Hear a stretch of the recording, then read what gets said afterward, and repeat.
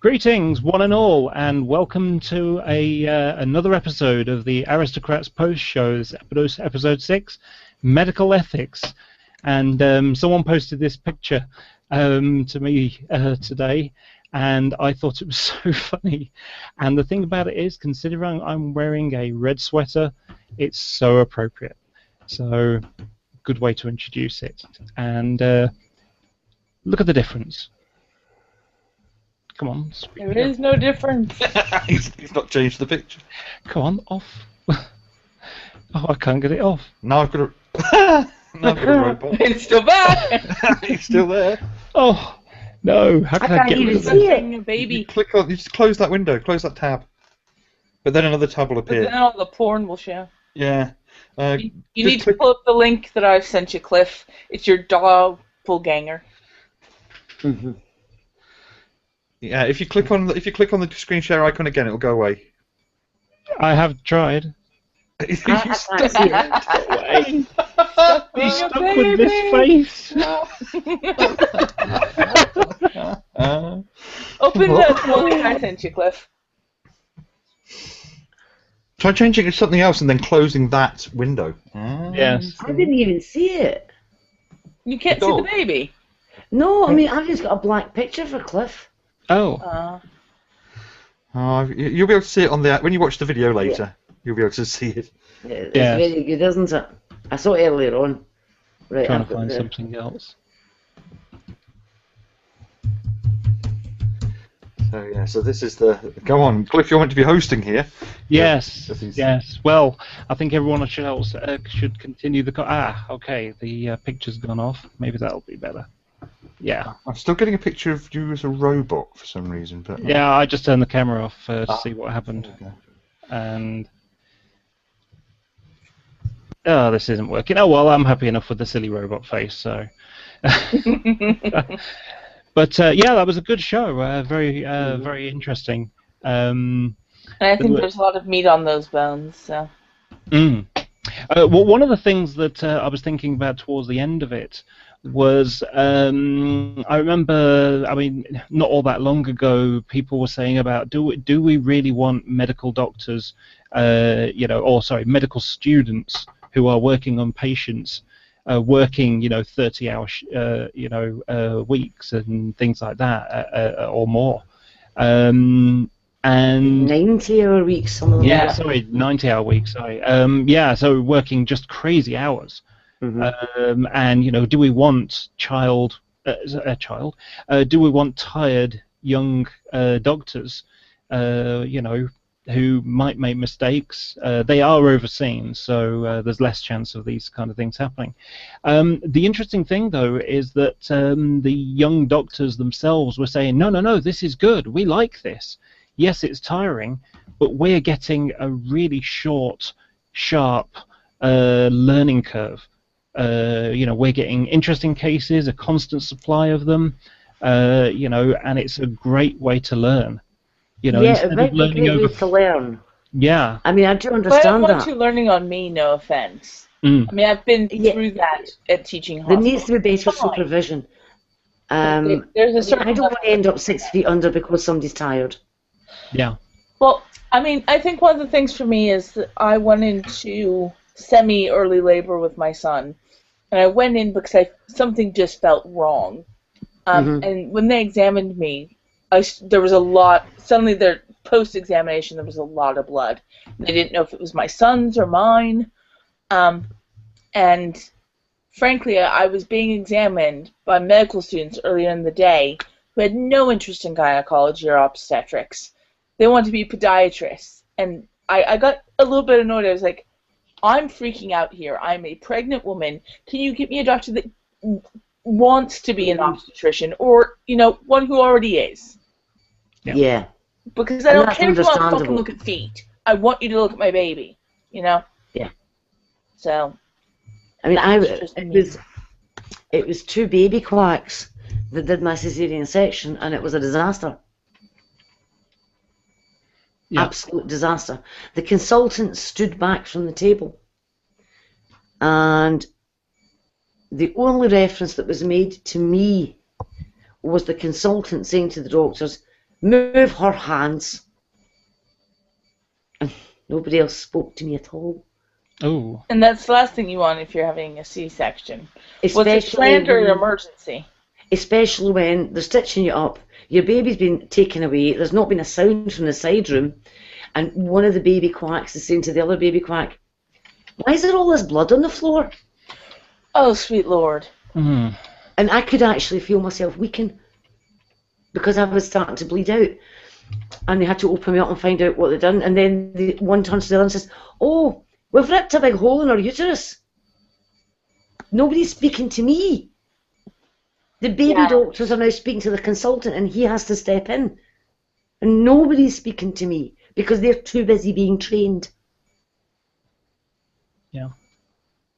And so I think that there has to be limits on the way the training has been carried out, because I am not a guinea pig. Exactly. My son was not a guinea pig. Yep. I was a patient. I had 56 hours of labour. I was having an emergency section because things were going horrendously wrong. That's not the patient you use as a guinea pig. That's not the patient you ignore. I mean, that's the thing is, yes, these doctors have to get trained Yes. during all sorts of things, and everyone has to have a first whatever. Yeah. But bedside manner is an important thing, and especially if you're having an emergency C-section, the last thing you want to do is not be given updates on your child, not be spoken to, and basically, have doctors making inappropriate comments about because they were the contents of your body on the floor. Yeah, they were completely out of their depth when it all sounds like it. Tits up. And I mean, they I can't really complain about their bedside manner. They were in a panic. But it was the fact that the consultant was there with his hands behind his back. He hadn't even scrubbed in. Jesus. So when it all went really bad, he had to run and scrub in while I'm lying there bleeding out. And you think, now wait a minute, this is wrong. This is not how you train them. Yes, they need to be able to learn to do things under pressure in a situation like that. But when they're so inexperienced, it shouldn't be two inexperienced ones doing it while the consultant stands back. An inexperienced one and a consultant working together, yeah, great. But when you're just in the hands of the baby quacks, I have a problem with that. I know they need to learn, but as I say, we're their patients. We are human beings. We are not guinea pigs. I think obstetrics is one of those things that's really one of those places where you have to tread so carefully. Yeah. I mean, yeah, emergency medicine in the sense of you're out cold and, you're shattered to bits. Fine, but not when you're, no, not obstetrics. Keep baby doctors out of obstetrics if, they want to be podiatrists, please. Yeah. If you want to look at feet, get away from my fanny. Yeah. I think Rose just was about to say something. Hi, Rose. Oh, yeah, no, I was just going to point out that the doctor doing the training should always be scrubbed in and ready to jump the fuck in. Exactly. That's just absurd that he had to go run off and scrub while you're bleeding out. That is absurd. And but that's the thing is, oftentimes things like that happen. Yeah. And there is a certain amount of, unfortunately with consultants, in my experience, there's a certain amount of God on high attitude. It's complacency. I don't even know that it's complacency. They I do think it every day without complication. They do it every day without complication. It's an everyday thing, like you buttering your toast. Yeah, but the consultant, the doctor doing the training, the teacher in this situation is the one who does it every day without complication. Exactly. Not his babies, not his students. Yeah. But I mean, that's the thing, though, is that I was poked and prodded by medical students, which I'm fine with to an extent. Oh, look, Cliff now has a normal face. That's good. Yes. We've managed to grow our Cliff up a bit. But And I understand as part of being in a teaching hospital, you are going to get baby doctors stabbing you. That's just what happens. But to not have your consultant give an absolute shit either way, and to, just sort of stand there and be like, well, I'm the consultant. Yeah. I mean, you would have thought that you'd stuck a lemon in the woman's puss when she had to give me a cannula, because no one else could get in, and I was missing medicine that I needed, because I could have died. I could have fucking died, and you couldn't get a cannula in my hand, so I was left for hours without one in, missing doses. Yeah, and she that's so wrong. She just got so annoyed by it, and she ended up grabbing the back of my hand, just going, oh, just give me that, and just stabbing it right in. Got it in first try, but it was just one of those things that it was just, you could tell that it hurt her to step off her high horse and out of her ivory tower to do that. Yeah. Just as an aside here, and I don't understand how this happened, but given that I was a caesarean section, and given that they absolutely ripped my uterus, how did they manage to leave parts of the placenta behind? Jesus. And that's the thing, is that shit goes septic. It's just not. Yeah, I for the first 3 months, I was septic. And antibiotics wouldn't clear it because I couldn't take what I needed. I like the look on Cliff's face is saying, I'm so glad I'm not a woman. Yeah. So glad. I mean, you have to think that given what they had done, and given that the uterus is completely wide open, how could they leave anything behind? Yeah. They could just have flipped the table over and shaken it out. Hi, Nadia. How do you leave it behind? Nadia, I was just doing again. I wanted to very quickly say something before we hop to that, because before it's left behind. You were saying before that it's like, buttering the toast, Fiona. The last time I buttered toast, and I felt I had to add this in, it was a whole mess. There was an investigation. Luckily, it wasn't me. Initials into the toast. I burned my initials into the toast. Somebody died. I managed to throw a whole bunch of other people under the bus, and I got away with it. Well, then you're okay. Yeah. So I just want to drop that in. So sorry, I'll mute myself. No, one of the things I want to say, especially with Nadia being here, is one of the things that my experience is, one, I have a lot of friends who happen to be either intergender or transgendered, as well as people who happen to be have different forms of body dysmorphia.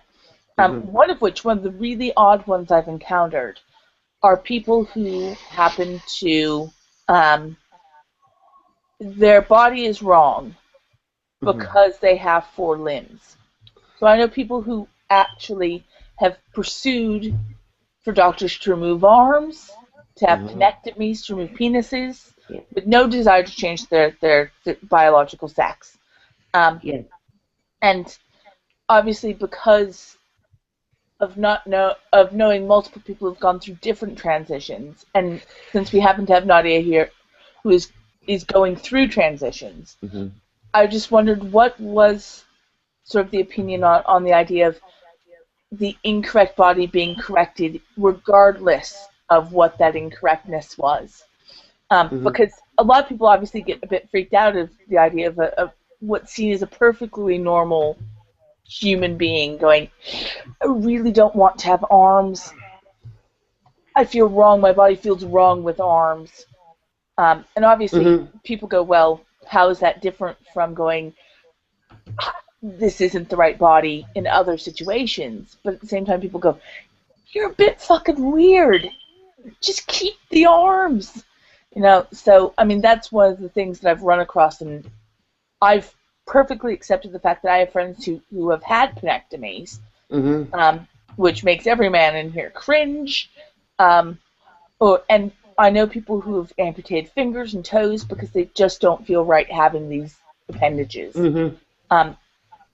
And more we've come to accept that, yes, people are born into the wrong sex body for their gender identity, and that is something that is allowable to be changed based on sort of multiple issues and the fact that it's often covered by insurance, yet these other forms of body dysmorphia are considered sort of fringe and certainly wouldn't be covered to go to a doctor and say, look, doc, I need to have no arms, I need to have no legs.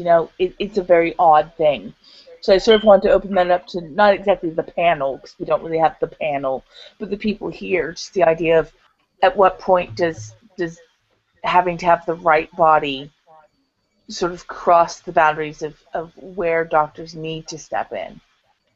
And I mean, I'm not directing that specifically at you, Nadia, but as a personal experience of going, this isn't right. Mm-hmm.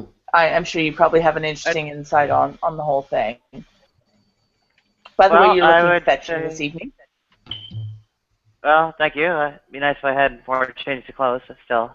I would literally say that, under the right kind of psychological evaluation, some judgment can be made of whether the requested treatment would actually improve quality of life, and if it does, do it. Mm-hmm. I bite the bullet, 100%. Yeah. I think also you have to bear I would in say mind. go ahead.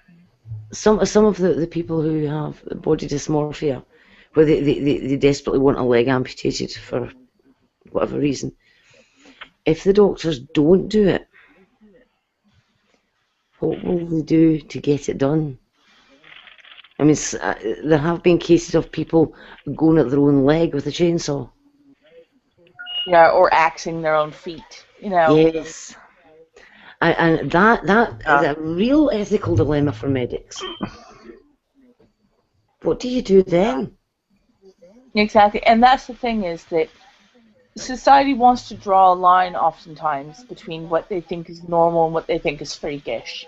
And some people, unfortunately, draw the line well before the average rational human being would be, and based on, obviously, the behavior of people like Brett Keane, for instance, Mm-hmm. not to invoke the devil, but the fact that some people refuse to recognize that just because the biological sex of birth doesn't match the body that's currently transitioning, Mm-hmm. they refuse to acknowledge the innate sort of female nature of someone who's transitioning from male to female, or the maleness of someone transitioning from female to male. So some people draw their line there, saying, no, you were born as a man, you were born as a woman, that is what you are, regardless of what you do to your body. And I'm sure Nadia's had that more Mm-hmm. probably stand. I'm sure there's plenty of people you want to punch in the face because of that.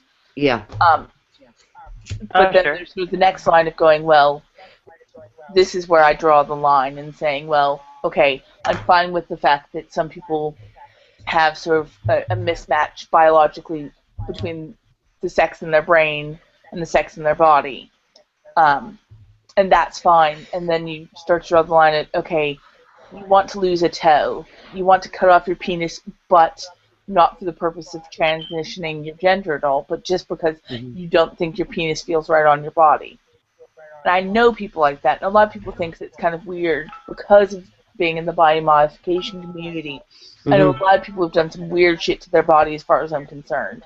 But it gives you an interesting idea on the ethics, and where does it put, for instance, doctors who agree to perform, for instance, unnecessary, in quotey fingers, amputations. Yeah. For the mental health and well-being of that patient, who might go and, chop at themselves with an axe, stage an accident that will force an amputation that may otherwise be sort of traumatic and injurious to that person.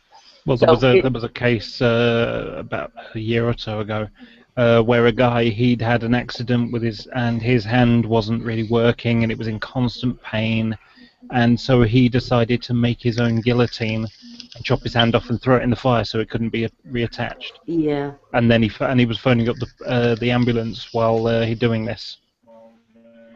Yeah, I mean, there's a lot of stuff like that.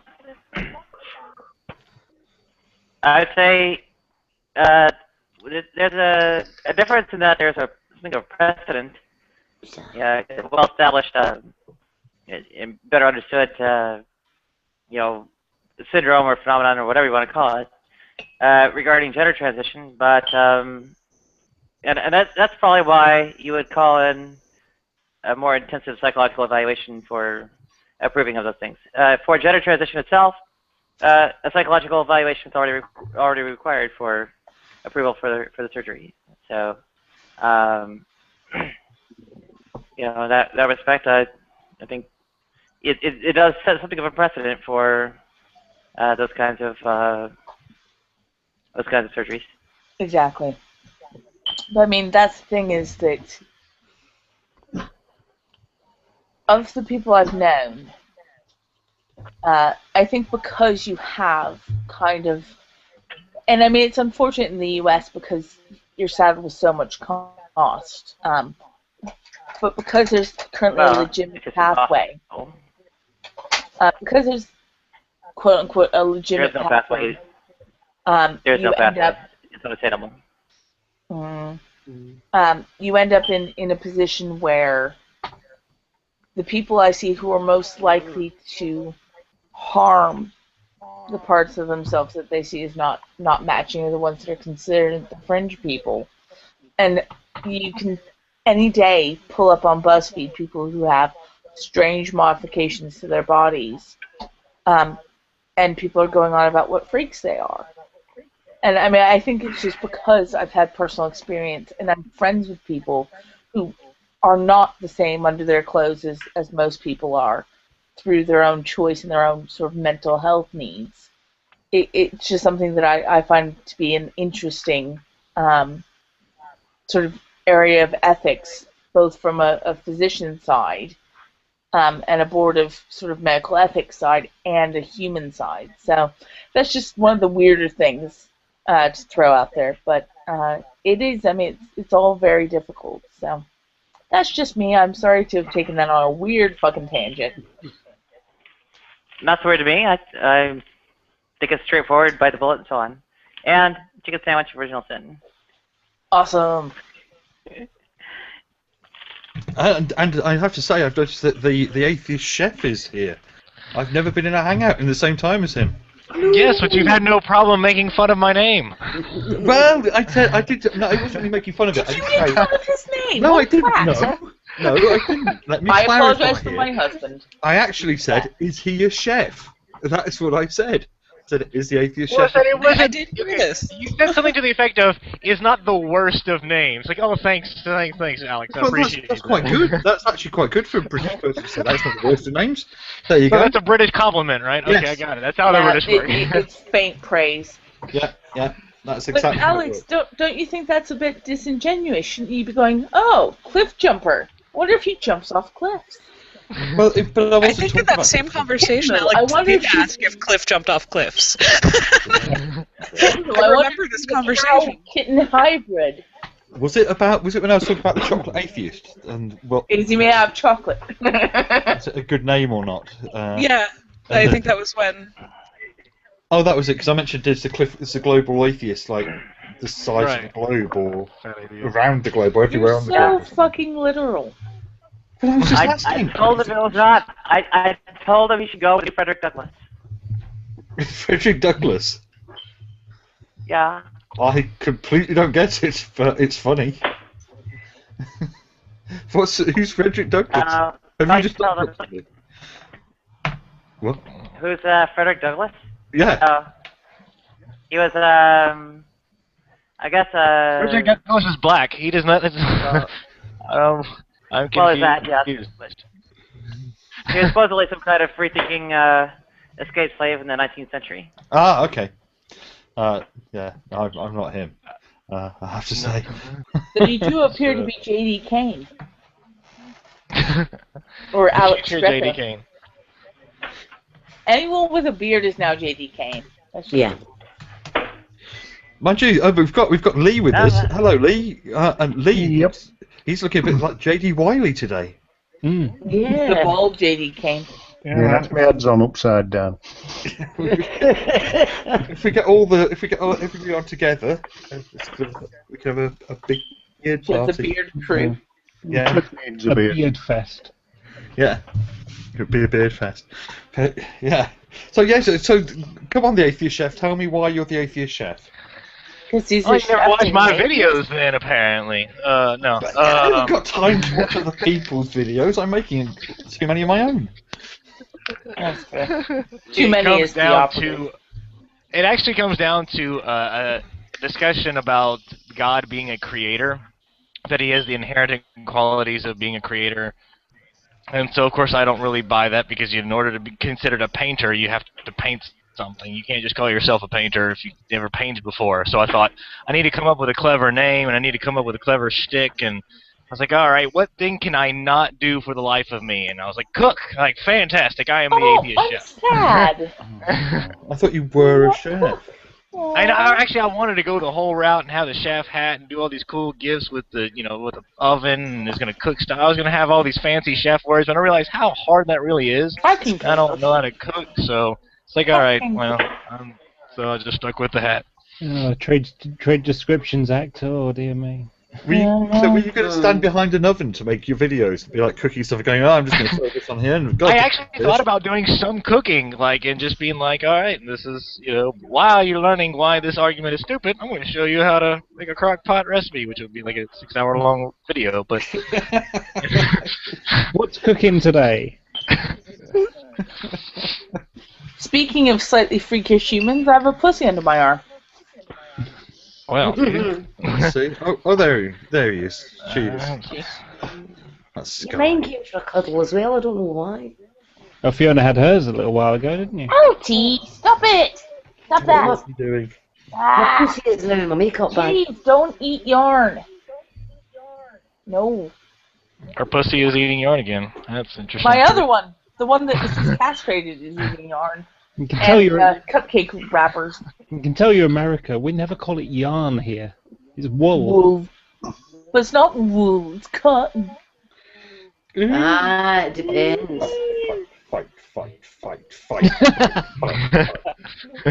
Yeah, bitch better cut that ponytail or there's gonna be a shit-ass cat fight on the 28th. Take you, put him on, put him on. Hello, kitties. But medical shiznit. Come on, people. Either that or dick jokes. Your choice. Dick jokes, medical stuff. Dick I've jokes. forgotten. Medical do dick jokes. medical dick Oh. jokes. Exactly. I recently got out of John George for suspicion of trying to, a psychiatric institution for trying to, or suspicion of trying to, cut things off myself. Don't. Oh my. Wow. Yeah. Well, I'd about probably a year, cut someone it was off also the too. anniversary of, that damn sorry? I said I'd probably cut something off too if I was hearing that damn beep every 10 seconds. What is that anyway? Is Okay, that in the the fire meantime- alarm? Smoke alarm, I think. Alarm that needs a battery. No I can't battery. reach it. I have a battery, I can't reach it. Anyway,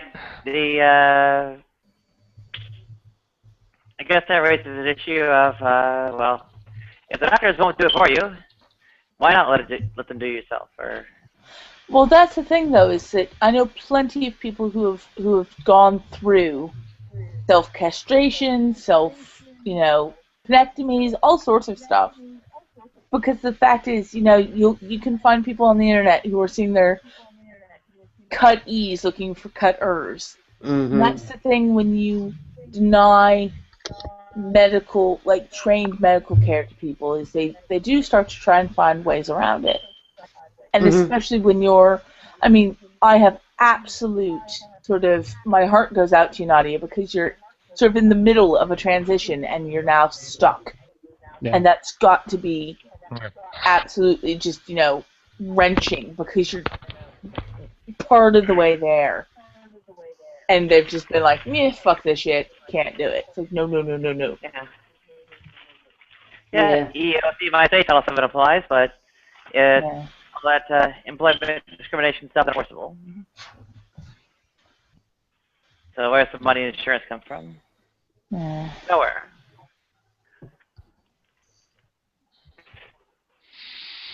Well, at least you look good. You look fabulous. You know what? Yes. You know what kills me? Every single male to female I have met has had better tits than me. That should be a rule. Me You too! cannot have better tits than me. I know exactly how you feel. Lenny's got And you have better better tits than me. So. But no, and the thing is it's never surgical. Well, it's always just hormones. And they've got, like, luscious racks. You cunts. Would it be wrong to ask for proof? Luscious rack. Not on Well, a you're looking live at a thing, fatty here. It's like, I don't have anything. It's working for me. But no, No. it's just one of those things that No, I I think thought, so. oh, it just drives me mad. Because Wait, I have to know how many of these people are you seeing, and they're showing you their tits. Well, considering I'm on body modification sites where most people are naked in one form or another because they're showing what they've done to their bodies, it hits the point where you're a bit like a doctor. You're like, oh yeah, let's see your tits. Let's see your subincision. Let's see your penectomy. Let's Take see your what you pants did off, here. everybody. Let's go. But that's the thing is, I have a long list of stuff in which I can quote, and people are like, that's fucking weird. It's like, well, it's just Tuesday for me, Like, I don't know if any of you have seen the film Ichi the Killer, Yes. but there's a scene, Rose, you'll I've seen it. remember there's a scene in which someone is suspended by lots of flesh hooks, and it's meant to be a Oh. horrible torture scene. But you know what? And I'm Every going, single that one of looks those. like fun. But that's the thing is, I wanna do every that single one sometime. of those Yeah. hooks are distributing the weight in such a way that that's almost guaranteed to be absolutely not painful in any way, and they're using it as a torture scene. I'm going, that wouldn't hurt. His weight is too evenly distributed. Do it by the backs of his knees like the hardcore people do it for fun. That would hurt. That just made my knees tingle. Yeah. Mm. That's- Yeah, what actually, that's- let's talk about this, medical and dick. We can combine this now that we got this point. Why is it that men, when they sympathize or empathize something pain, that we feel it in our dick? Why do we all just like, oh, hold it in our What crotch? I want to know, though, okay, every bloke there, with the exception of Alex, who's currently a stag picture, do you or do you not have a sympathetic nerve in your belly button that gives you a weird twinge in your knob? Like when you get hit in the nuts, you feel it in your stomach? No, like if you push in your navel, a large proportion of men will get a weird sensation in their penis because they have a sympathetic nerve. That's a fucking weird place to have a sympathetic nerve. I have Hello, one of of course. I don't feel anything. I mean, I really... I got like how nothing. Cliff is making a face going, let's Now I got nothing. Yeah, I've known I- at least I- a handful of I'm not- men who have that. Do you have a sympathetic nerve there, Kat? I don't, because I don't have a penis. Well, no, not penis related, mind you. Belly button to like.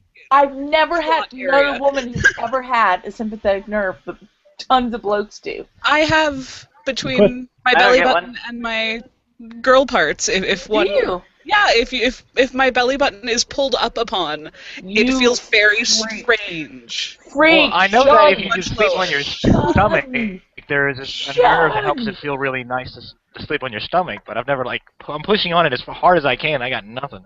Okay. I'm skinny, so, like, it's really easy to reach to whatever nerve is there, so I got nothing But yeah, between my it's- stomach and the I- nerve. There's tons of people I know who have it. It's just bizarre. And it's like the weirdest place to have a sympathetic nerve. Like, Pillsbury Doughboy pushing the belly button, or, like, push your... Yeah. Yeah. Okay, that's what I mean, That's I don't know how why- hard I'm supposed to be pushing. Like, I doesn't swear, I have feel to my be food that hard. digesting. No, it's just I don't weird. seem to have I don't know anything, why. but unfortunately I got a fat belly, so maybe that's the reason why it's not triggering No, anything. no. I've known plenty of I'm not skinny, men who Cliff. have You that know problem. this. Mm. I can't Yeah, touch my it's belly button. I think everybody I who's just watching, can't. It's like nails freak down you a out. blackboard. I Yeah, think some every people- man that's watching Hang Out Now will be pressing over Everybody's here just to check. poking. But I've just tried and I'm not getting out. So Well, we've got 8 Yeah, viewers. I wonder how many of it's those are like- checking. Maybe you need to practice. You know how there's always people end up in casualty every year? Accidents with cotton wool or tea cozies.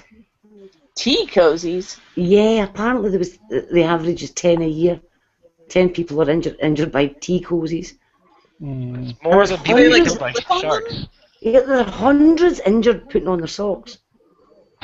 Yeah, but the thing about it I is, fall over. I remember having a chat with Ozzy on this, and he was saying that most accidents happen in the home, and that's because most people spend most time in the home. Yeah. You know, it's a statistical Probability. Yeah. Yeah, but if we've got a sudden rash of belly button injuries, it's our fault. I know. Sorry, Because guys. there's all these guys sitting that have watched this, watching it, or will watch it, and they're going to be sitting prodding away at their tummy buttons. Disclaimer, we take no responsibility for any injury you do by jabbing yourself in the belly button to see if it makes your penis be weird. Well, see, I find it really weird, the concept that somebody can really hurt themselves, putting on socks. But then I think about all those weird stories where people have something shoved up their rectum and they're trying to explain it because they feel embarrassed. They shoved up something up there. They're like, well, I don't know. I was just putting on my socks and I was naked at the time and I fell and then bam. I tripped and fell onto that Coke bottle, that gerbil, the 6 hamsters, and a baseball bat. My problem is that I lose my balance when I'm putting on my socks. Yeah, So I end up hopping across the room, turning around and falling over. To be fair, I've hurt myself doing all sorts of stupid stuff. Like, I have a bad habit of sitting, on one foot. So my foot went to sleep one night, and I went to get up, and it took me a good 3 steps before my body goes, by the way, you can't feel your foot, And I managed to step in such a way that instead of going flat down, so toes and then down onto my heel, I went toes like that and crashed into the coffee table. Nearly broke my ankle. I really fucked up my ankle, and this loud crash at 3 a.m. Alex comes out of the bedroom, and it's like, so. Yeah. And talking about the other weird accidents about rectums and things, a friend of mine used to work in what they called the snake pit in London. It was a venereal disease clinic. Oh, God. He said that the best one ever was a guy who came in with a bust of Queen Victoria stuck up his bum. Really? Wow. Yeah, he claimed he'd slipped on it getting out the shower. Yeah, because that's where you keep Queen Victoria, right? Yeah.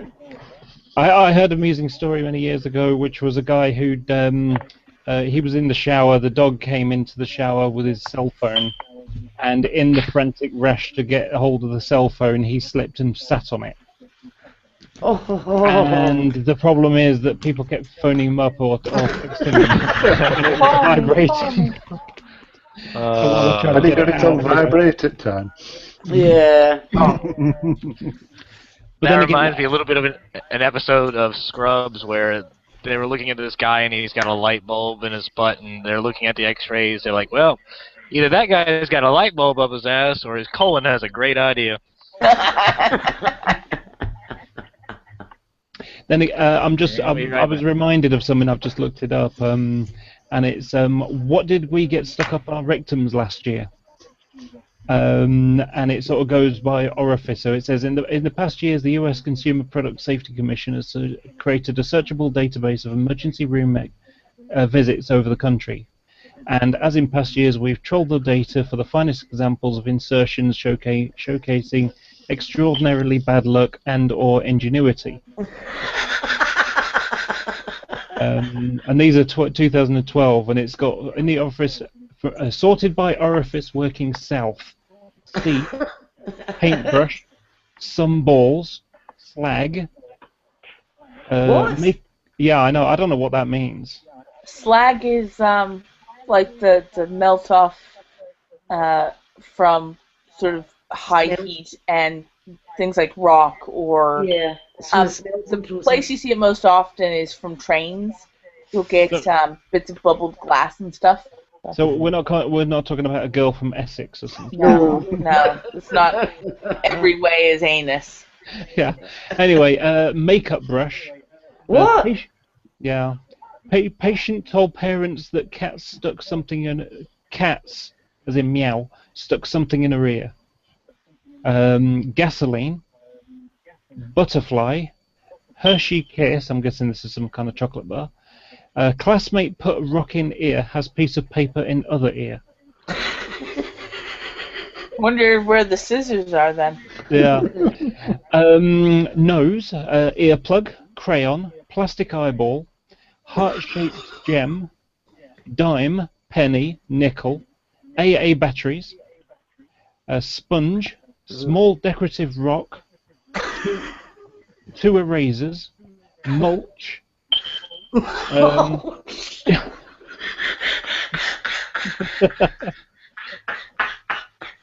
I can almost guarantee though the mulch is because the kid went face first into something. And this one, the quote is, "Place a bead in her nostrils, patient has no complaints."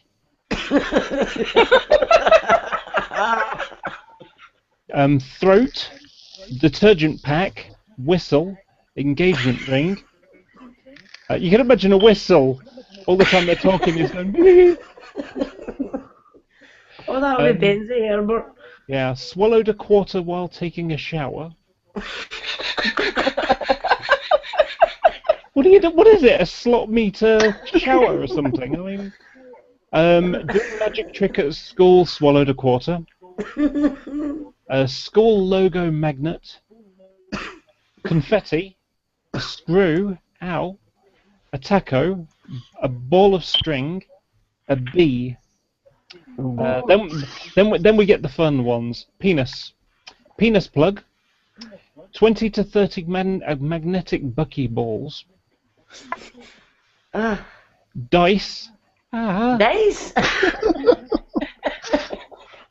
Fish tank air hose.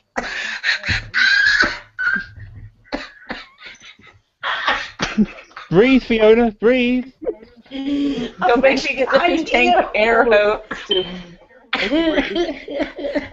Antenna. You'll like this one, Cat, with your darn. Sewing needle. Ooh. BB pellet. Wide wooden dowel. Wide. Nail. Oh, God. It gets worse. Plastic pipe. Dental floss with beads. Wire. Marble. Oh. Embedded domino in penis to please the ladies. Domino? Yeah, embedded domino. So I imagine he's actually probably put it under the skin rather than in, through the urethra. Vagina. Glue stick. Barrette.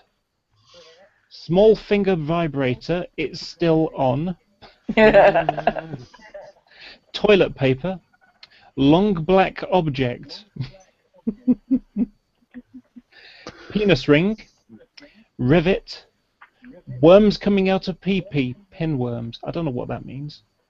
Spoon. Basically, she reported having worms coming out of her urethra, and it turns out they were pinworms. What are pinworms? They're threadworms. Google it. Ah, right, okay. Is that what they call them here? Pencil eraser. A plastic bottle of cream, lid still on. At least the lid was on. It's the details that get you, isn't it? Yeah, napkins in vagina due to sex during period. Oh. And here's the best one. Rectum. Pencil. Pencils. Shampoo bottle. Cologne bottle. Lotion jar. Soda can. Soda bottle. Flashlight.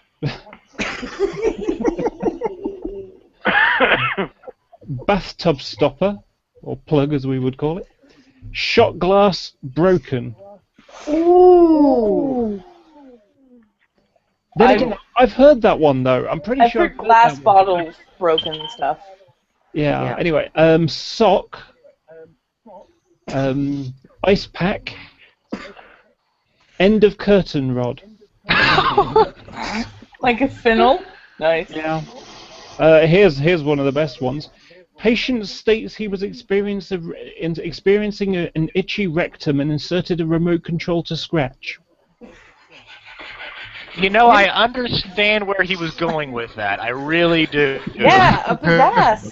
Yeah, that makes sense.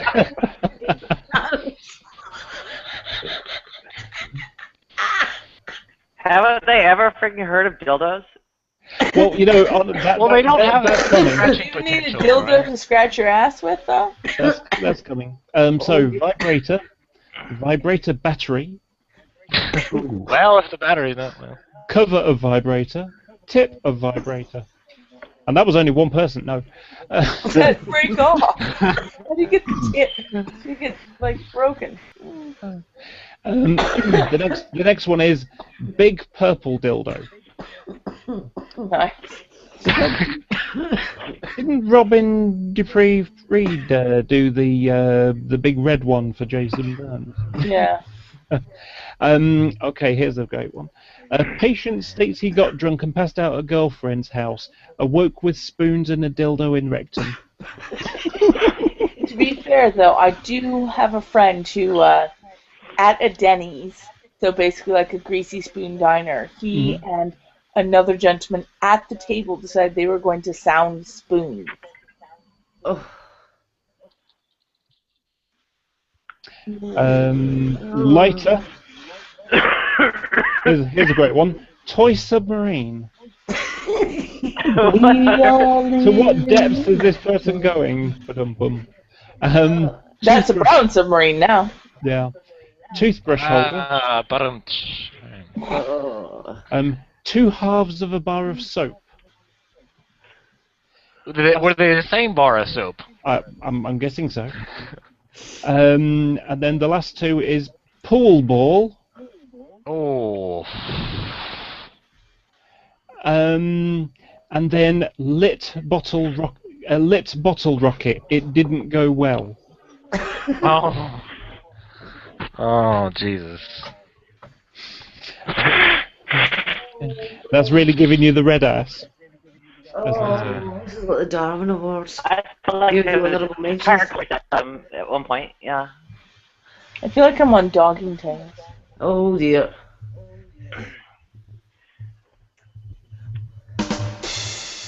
Thanks. Ah! I should have got it earlier. That was... Yeah. That's just frightening that people are doing that. I'm sorry. Whatever gets you off. No, I mean, I'm quite broad-minded, okay? But some of these people must have minds so broad they can pull them out their ears and tie them under their chin. You're gonna need a broader, something else broad than broader buttocks. Yeah. Yes. Look, I'm JD. And now for the Haagen-Dazs of hasty generalization. Oh boy. I'm going to say that, damn it, they should have just used dildos. I'm trying to find something. I'm now Alex Greco. Or is You're it? being weird people. Is that JD Kane or not JD Kane? I'm not sure. Trying to look something up here if I can find it. That was a really. My joke wasn't that bad.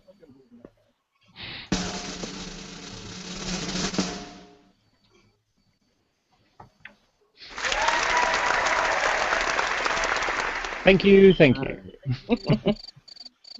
Ah, let that one. Yeah, it's. I must admit though, it is very strange what people get up to. In the privacy of their own homes. But I'm trying to find some of the you know, the really silly injuries. And I don't know. I'm not quite sure what to search under. Look, I'm Cliff Jumper. That baby does look like you. It's shocking, Alan. Did you look at the dog I sent you, Cliff? No. Oh. Where am I looking? It would have been in the links from the last thing. Let me just find it.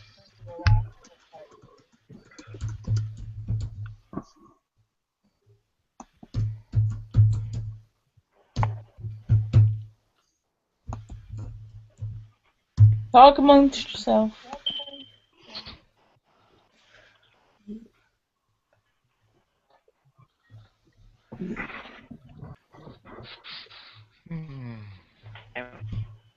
There's the reason why I don't go to those body modification sites too often.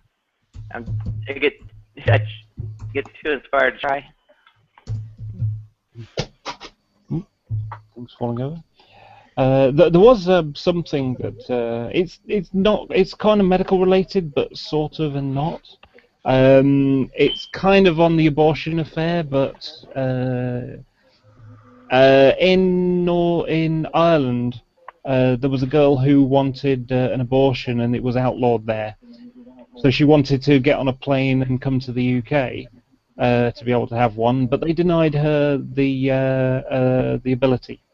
They refused. I think she was 15 or 16 or something. Oh.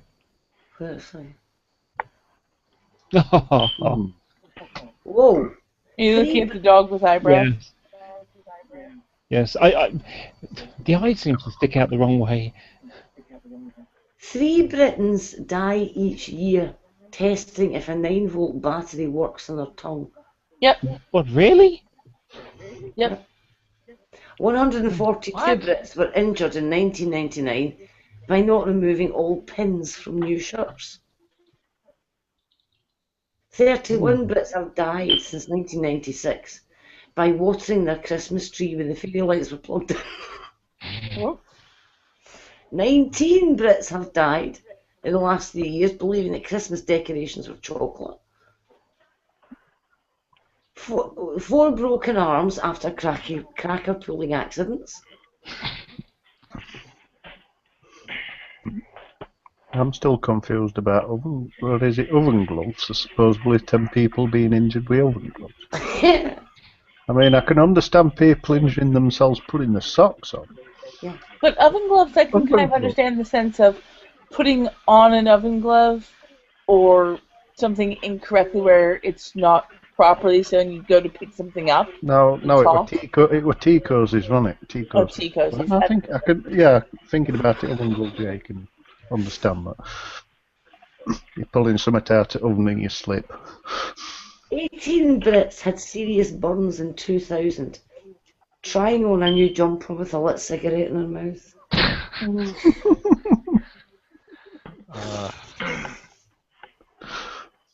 And 5 Brits were injured in accidents involving out-of-control electric cars. Electric, I haven't seen one of them in years. Oh, that is awful.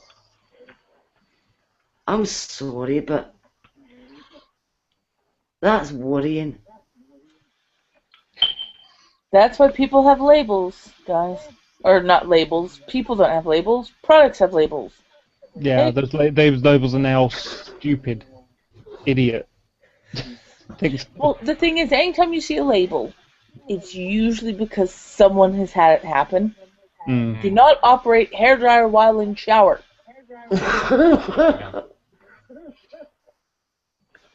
Caution, coffee may be hot. Yeah, may contain nuts. Bag of peanuts. Yeah. May contain peanuts.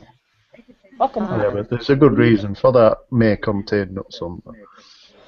Because people can but die if it's from a bag of nuts, nut allergies. you expect, you know. Yeah. That is very, very weird.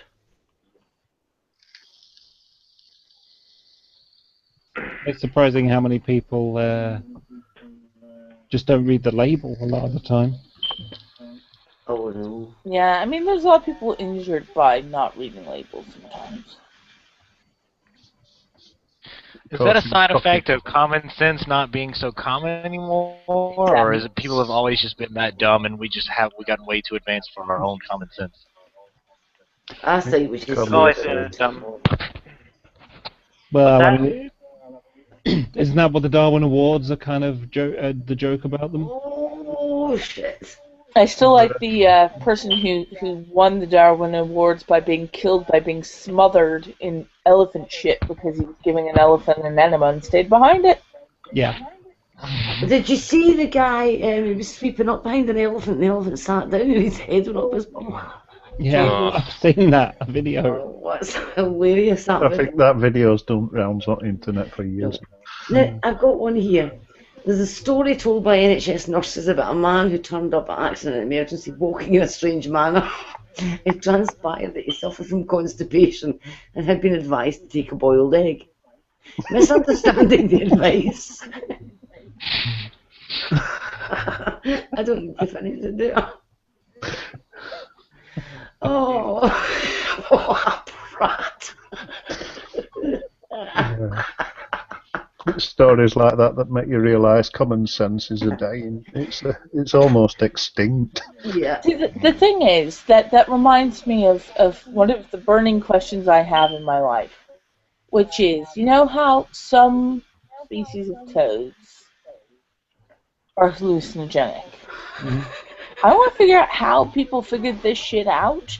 Because I just imagine people reaching slowly over and grabbing the neighborhood cat and like, nope, bring it back, Or people, the first person who figured out how suppositories work. Did you? I bet you it was a kid. I bet you it was a little kid, being that they're going to do stupid shit like that and just start licking things on random, that licked Toad and then all of a sudden really started tripping balls. And so they probably put 2 and 2 together. But yeah, or things like suppositories. Who went, man, I feel like shit. I'm going to put this up my ass. Did you know there were 12 patients injured falling out of trees that were over 75 years old? That's the people on the trees. 75. Well, that is... And it's the same statistic for the over 75s for ice skating, skiing, rollerblading and skateboarding. Hey, I'm not too old. Look at me. I can do this just fine. And then... Crump. Yeah. It is madness. But, I don't know, it's just... Some of the things people manage to do just astounds me. Like the things that people get stuck in. I mean, you were obviously reading off things that are stuck in people, but the ones you see more often are people showing up to A&E with, the Hoover around their wang. Yeah, I've heard of them. There does seem to be some weird fascination for some men about sticking it in something or other. Well, one of the ones that I've heard about that's There's an orifice. bad I know. is someone came into A&E with their wedding ring around their penis. Oh. And because they'd gotten gorged on one side, there wasn't enough space for the blood to flow back out. Yeah. And it was because he was caught cheating, and she found his ring and slipped it on his penis while he was asleep. In 1998, so it's quite recent, 1,543 people had to have hospital treatment for accidents involving tissue paper. Tissue paper. 37,000 were treated for accidents involving their slippers. 59 were injured by blue tack. 439,000 were injured just meandering out their homes. Sorry, what was that? 439,000 people were injured just meandering out their homes. Yeah, the house is a very deadly place. Well, I'd say most people. It's where people spend most of the time. Yeah, they spend 2/3 of the time in it. How did you get injured in your sleep? Fall out of bed. 96,000 injured in their sleep. This is easy. There were 4 little there were 4 in the bed, and the little one said, "Roll over." Oh well, yeah. You fall out of bed, you slip in the shower. You a lot of people get injured just getting in out of the bath or in the bath. Well, I know I've nearly slipped in mine a few times. That's why I put myself a handle in there.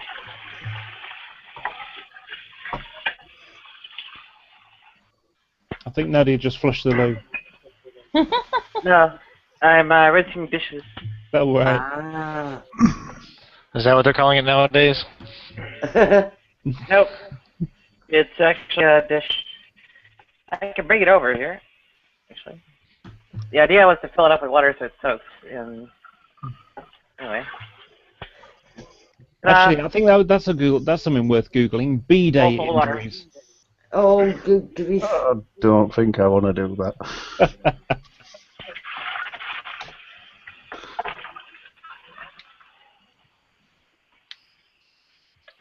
I'm looking at Snopes about the ER/A&E, and one of the ones that's marked as true that I'm a little too afraid to look at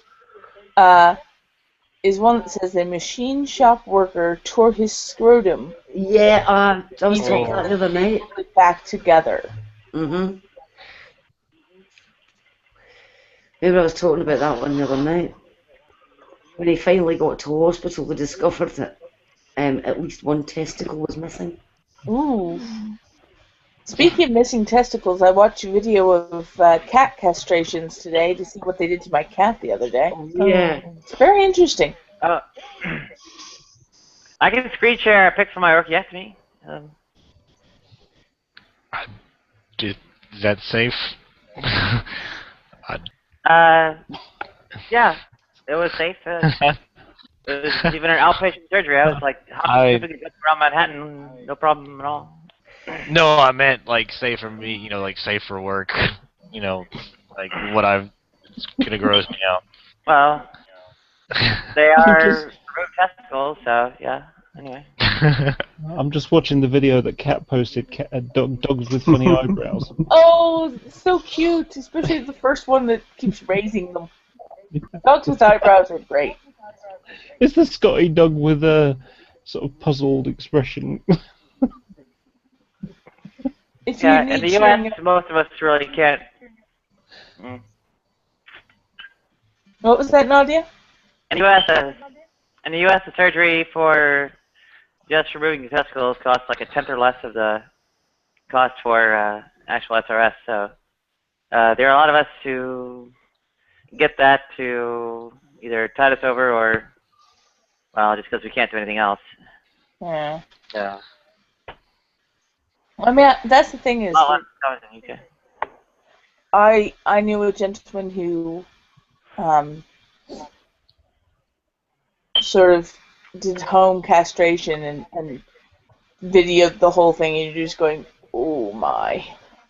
Because the thing is, obviously, you can't be numbed up that much or drunk to be able to, dull that pain down a bit. So you're sitting there conscious. Oh, yeah, no. Ooh, gives me the vapors. Couldn't do it. That's dedication if he's done it himself. Yeah, I know. Well, yeah, they're a lot easier to remove than the rest. Yeah.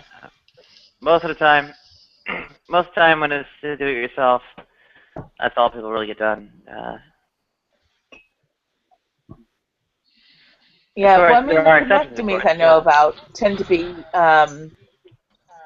sort of tied off, where basically it's a ligature, and it sort of kills off the tissue. It's the most common ones I've seen where it's one of those things that's a bit weird to realize that I have witnessed in either video or pictures more than one person removing their penis because they feel like it.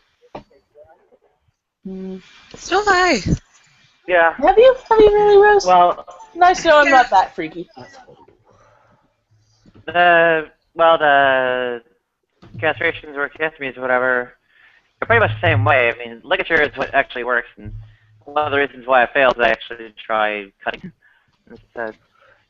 Well, that's the thing is that's the easiest way. I mean, that's the same thing they do. You go to a farm supply store and you can get the same rings they use to castrate bulls or goats. Ick. Yeah. No thanks. Bridgettos, I think they're called. Yeah. Well, just so you're aware, Fiona, you don't have testicles, so it's not. I know, but even so, it's just an horrible thought. You do what you have to do if you feel that you can't get something done any other way. That's the problem. Is. Yeah, you have to be really careful because it can backfire on you badly. Yeah, well, that's the thing is people take huge risks of, for instance, bleeding to death. Yeah. Because the medical system refuses to grant them sort of what they feel is absolutely necessary surgery. That is so true. Guys, I'm going to have to go to bed. I'm falling asleep here now. Yeah, I need to go in a second as well. So, be good, play nice. All right. Adios. And Yes, I'll probably we- see you sometime Bye-bye. tomorrow. Enjoy the dog's night. eyebrows. Night night. Yep. Good night, Fiona. Good night. Night, Good, sweetie. Fiona. And I'm off as well. good night, Cat. Have a good one. Night, Bye, cat. Cat. Have lovely dreams of Like, Hazel. castration. 8 balls shoved into people's and asses. vasectomies too. Yeah. Is that? Yeah, and probably bounced off the cushions. That was a pretty bad joke. We've made plenty of those tonight, so. So Cliff were promoted to main show tonight. So how's it feel to be main show for a change? Yeah, it was good. It was good. The hate gauge was a lot lower in the show today. That was a joke. Yeah, if you know anything about Christopher Mouty. Oh yeah. Yeah, it was good. I mean, like I say, the next one, which will be about the Andrew Wakefield affair, that's going to be a little bit closer to my heart. Andrew Wick. Oh God, I hate that man with a passion. Yeah. I really do. What he's done makes my blood boil. So Yeah, apparently, well, I did post in chat, but I don't know if you were monitoring it, but about apparently he paid kids at his own son's birthday party £5 for blood samples. I remember. I don't know if that's true or whether or not it was just an allegation that wasn't proven, but it just shows how far he were willing to go. Yeah. Well, what we're trying to do is get the journalist who unveiled the scandal, Oh, that'd be good. and have a conversation with him, and then air it on the show. That would be good, because What was the scandal? I'm not familiar with this. the Andrew Wakefield scandal. It was a guy called Andrew Wakefield, and what happened was he was a gut doctor, and he basically suggested there was a link between the MMR jab, the mumps, measles, rubella combined jab. So you used to have 3 jabs, 3 injections, and then they created a combined one, so it was cheaper, and also you only have to have 1 done, so less chance of children failing to get one, and so on. So, well, what happened was that he had a patent, along with other people, on a combined jab, and that the MMR jab had come out before theirs had come to fruition. So the attempt was to get it rubbished and thrown out and replaced with their one. And so what happened was he did some research, and it wasn't. It was faulty research, largely anecdotal. Was lower than the criteria that would Downright fraudulent. Yeah. And this is what caused the whole anti-vax bullshit. Yeah. Am I correct? Yeah, that's I don't right. know if it caused it. I think there was probably a small anti-vax contingent, but it blew it up to. Oh God! It provided the anti-vaxxers with. It get them full. It with get them the paper. full. The trouble is, even to this day, there's people that refuse to get the kids vaccinated. Yeah, I know. Because Which is of that. killing other kids. And Well, it's- there's a website. I can't years remember what. ago. I can't remember what her name is. She's quite a famous actress. Jenny McCarthy. Yeah, Jenny Jenny McCarthy. Jenny McCarthy death count. Yes. That's it. Yeah. I think he's moved from this country because he's probably about as welcome as a fart in a spacesuit. Yeah. Well, he can't get a job. He did get disbarred, didn't he, or whatever they call it, when he's no longer a doctor. Yeah. Struck off the medical register. Struck off, that's it. Yeah. And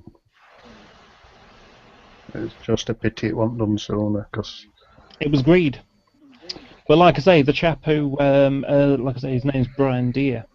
The chap who unveiled this, I mean, he's won awards because of it. Because it was some excellent journalism, and he just showed it to be a complete fraud. You know, and it was all for greed. It was to line his pockets and other people. You know. I think he should be in jail, to be honest, if you think about Yeah, it. I personally think he should go to jail for manslaughter, second degree at the very Definitely. least. Like I say, it only takes a few seconds to cause a mess, and years later they're still trying to clean up that mess that is caused. Yeah. You know, I mean, last year there were, I think it was 2 cases of measles killed children in the UK, and there was a massive outbreak of it in South Wales. That's Yeah. the thing, people don't realise it can kill people. I think the problem is that the generation, you know, I've never known in my lifetime, I'm 40, and in my lifetime, I've never known of children having, you know, rickets, you know, having, you know, mumps, ended up with kids in, you know, braces for their legs and things like that. You know, those are illnesses that are consigned to the past, largely. And yet, because of this, and I think parents, they've never known those sorts of illnesses, so it's easy for them to sort of be jaded and think, oh well, you know, this obviously there's no problem because we don't see this all the time, so it's safe, and it's not. You know, and that's the thing. Even if it was true, even if we granted, maybe it's possible that autism can occur, or there's a chance that autism can occur from taking these vaccinations. Yeah, I'd rather my child, if I ever had one, to have autism as opposed to rickets or polio or, you know, something that, you know, that's much more mentally scarring and physically scarring than, say, autism. So, like, even if it was whatever, so the fuck what? Yeah. I mean, I don't know if you saw the main show, but one of the things that we discussed was about whether the causal nature of it is related to you know, the actual injection itself, or whether it's just a coincidence that you know, the same age that children will show signs of autism is about the same time as they get immunized. I think it's a post-hoc thing, because roughly from what I've learned about it myself is usually at the same time a kid goes for these vaccinations is usually around the same time that symptoms for autism start to manifest. So, yeah, that's what I was saying, yeah.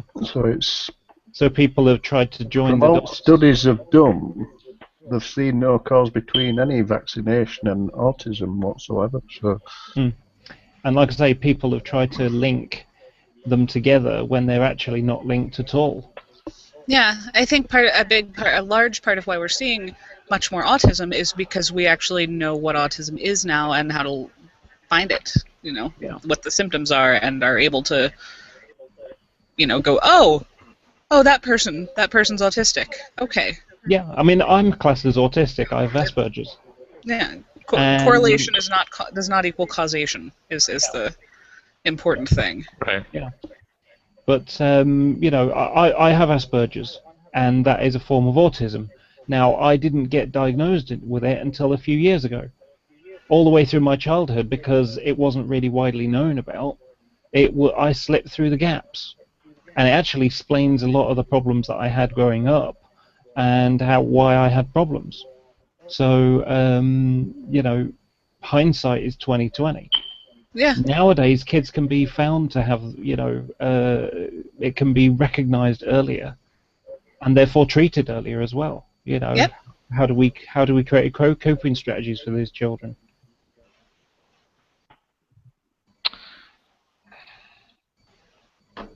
yeah, what I said though, the other worrying side effect about it is that I don't know if you've seen, but there is actually people who will have parties. So if they've got a kid with measles or chickenpox or out like that, they'll have parties so that they can expose the kids to it, so they can get it at an early age. Yeah. Or when it's another one, I think there safe was to some. have chicken I pox. think Is there the was thing. another one where there were people who were getting the kids to lick lollipops who got measles and then posting them out to people who wanted them. I hadn't heard about people doing that with measles, but with chicken pox, yeah. With chicken pox, I think it was chicken pox, yeah. I mean, how dangerous can that be?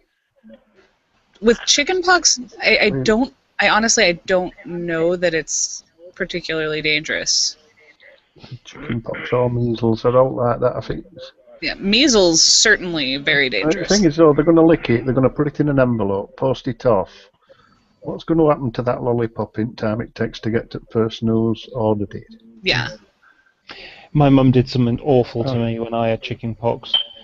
She had a book, and and the front cover was like somebody who had leprosy or something. I don't know. It just had these big scabby holes in their face. It was some kind of horror film, horror book or something, and it just looked like someone had been pulling chunks of their face apart.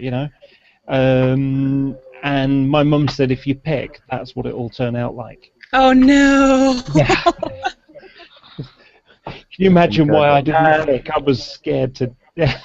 I mean, I did get chicken pox when I was a kid, but I think, before a lot of vaccines started, so. When I got chicken I do pox remember as a child, it for a while, but. when I got chicken pox as a child, I was like deathly ill or something, and I was like mostly like unconscious or semi-conscious or something. Wow. And had a real high fever and so on. But I also got shingles as an adult, which is Ooh, strange. that's supposed to be More horrible dangerous, shingles. Yeah, you're supposed to like get immune to it as a child or something. So. I think there's still a chance you can get it, though. No, there is, even if you had it. Even if you've had. I mean, I had measles as a kid, but I think I was lucky enough to get through it with no real problems. So. I don't think I ever did. I'm not sure. Yeah, I had chicken pox as a child. Nope. Well, Interesting chicken thing pox is, didn't do much damage to me that it was long term. But the shingles actually scarred me. I had like a scar like around my chest or whatever. Shingles can be deadly. interesting thing is, I actually had MMR jab when I went to university. I was 24, something like that. You got it pretty late.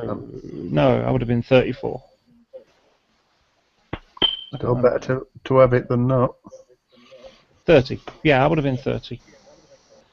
What happened was when I went to university, because there'd been this a lot of people, younger people who hadn't had MMR.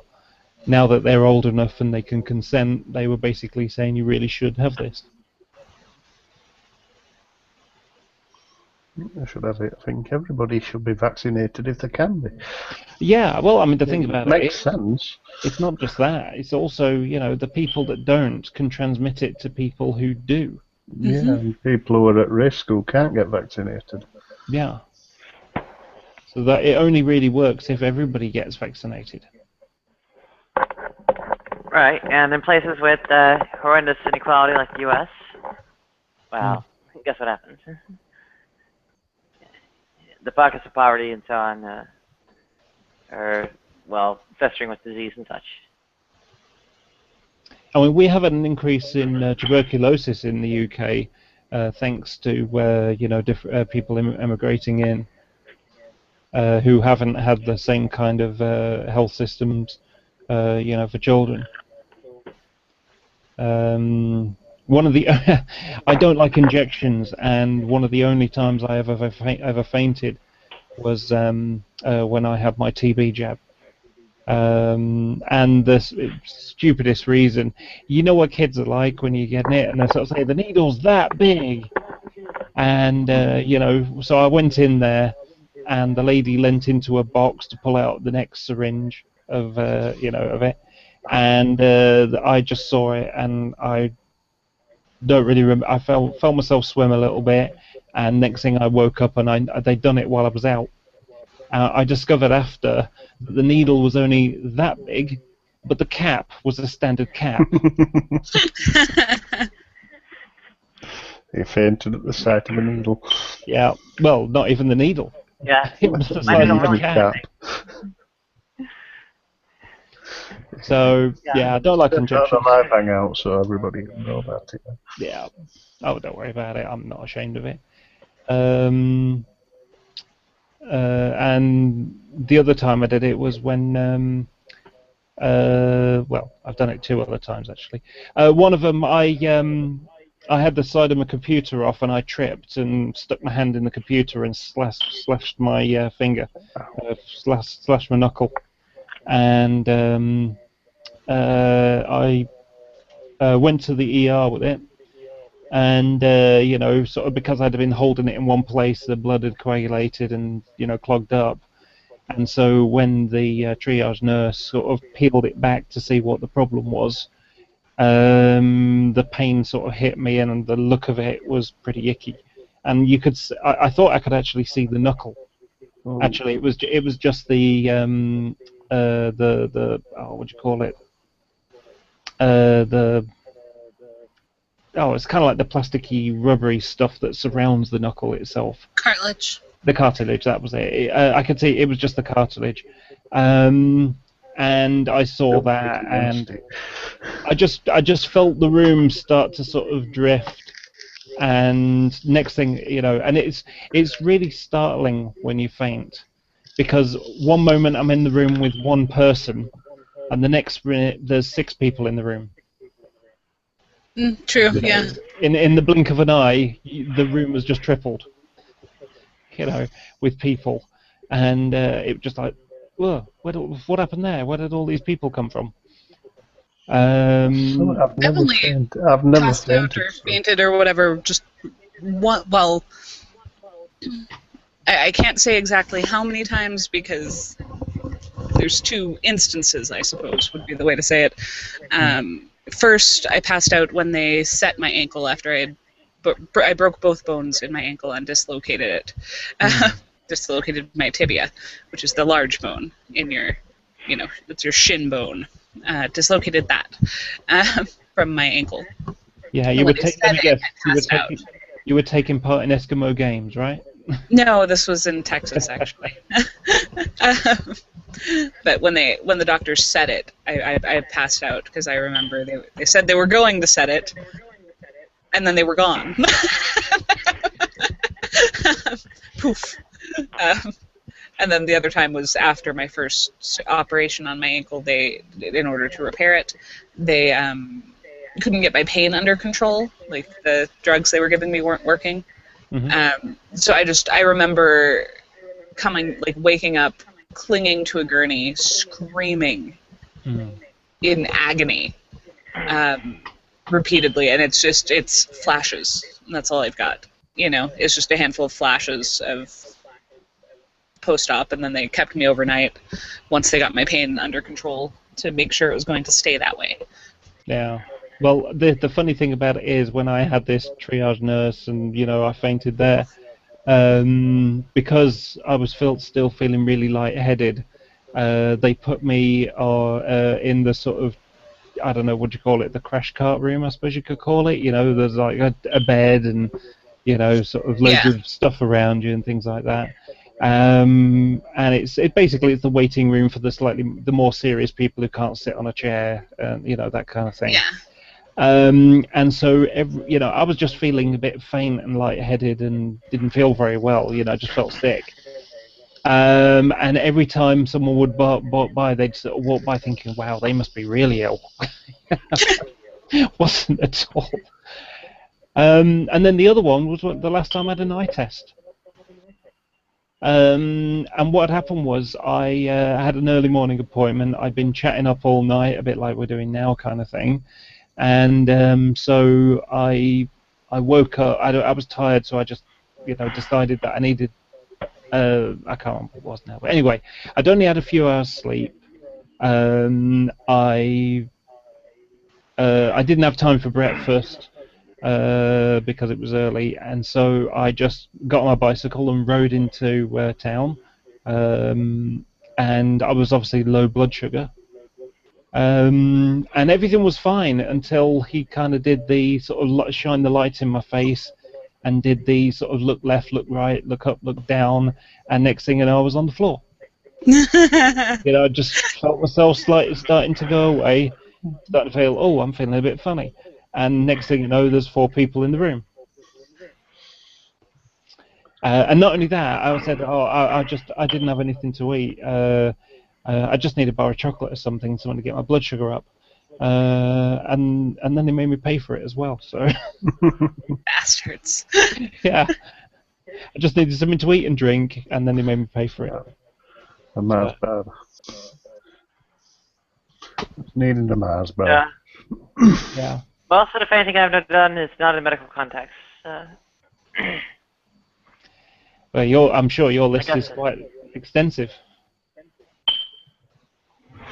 Well, in a way, yeah, but I guess when I get put under, it's like actually trying to put me under.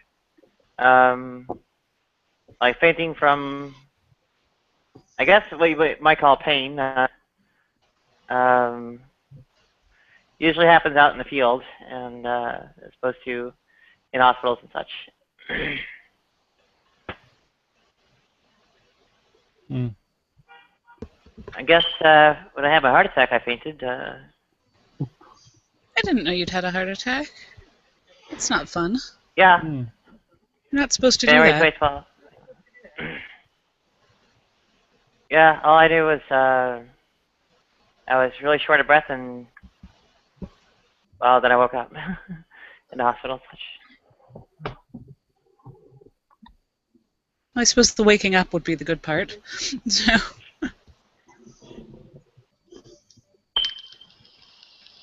I don't know. I don't think it was really all that bad as far as things go.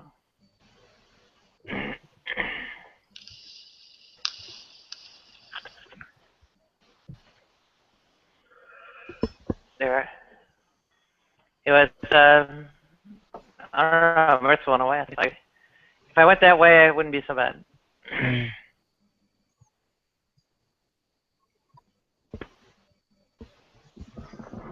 Now, when they were doing wound packing, when I had various MRSA infections on the other hand, those were pretty bad. Can imagine. And I didn't get anywhere near fainting. Yeah. Well, you know what wound packing stuff is, right? No, I'm not familiar with that. Ah, okay. For that, they stuff cloth into a wound, so when, I guess, blood coagulates or tissue starts going back or whatever, it goes into the tissue and they rip it back out routinely. They'll change it like twice a day or whatever. Yeah, and they're actually like tearing like tissue that's trying to grow back and so on back out of you. So Yeesh. basically, it doesn't heal. Yeah, it doesn't sound like much fun.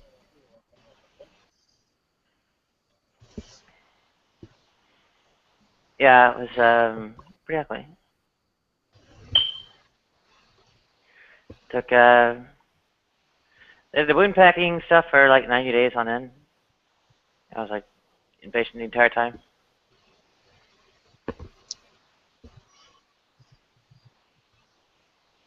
They were trying to move me to some kind of long-term care facility or something, but there was some hang-up where they couldn't actually do the move, so that's why I actually was in a hospital for it for so long.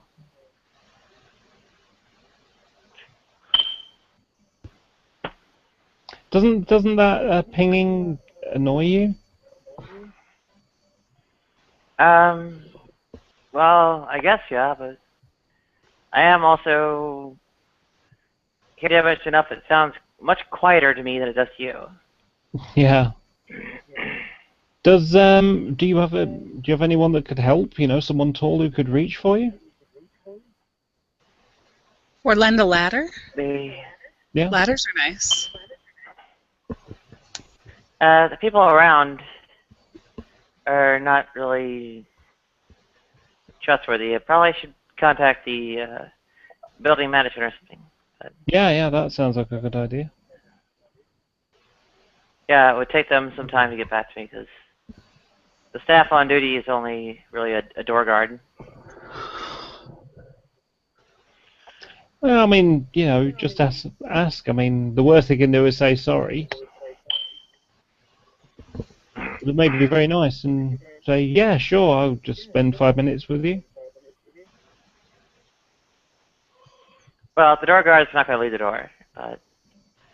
They can probably send a request or something. I don't know. Well, there must be a shift change, so maybe one of them can help you when the shift changes.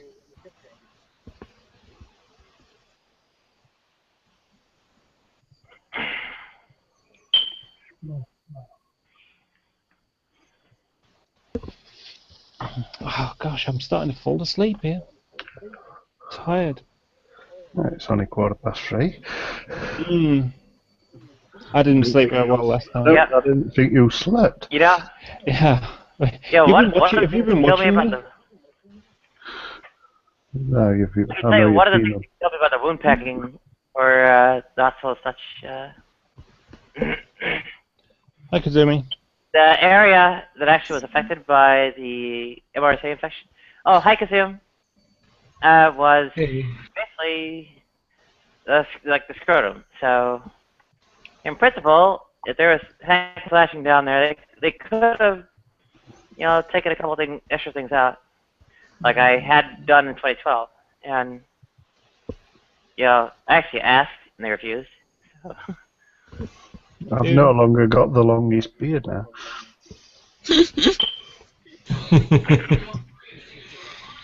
Sorry, what were you saying before? Nice beard, though. Oh, thank you. What were you saying before, Lee? Good question. I asked if you'd been watching.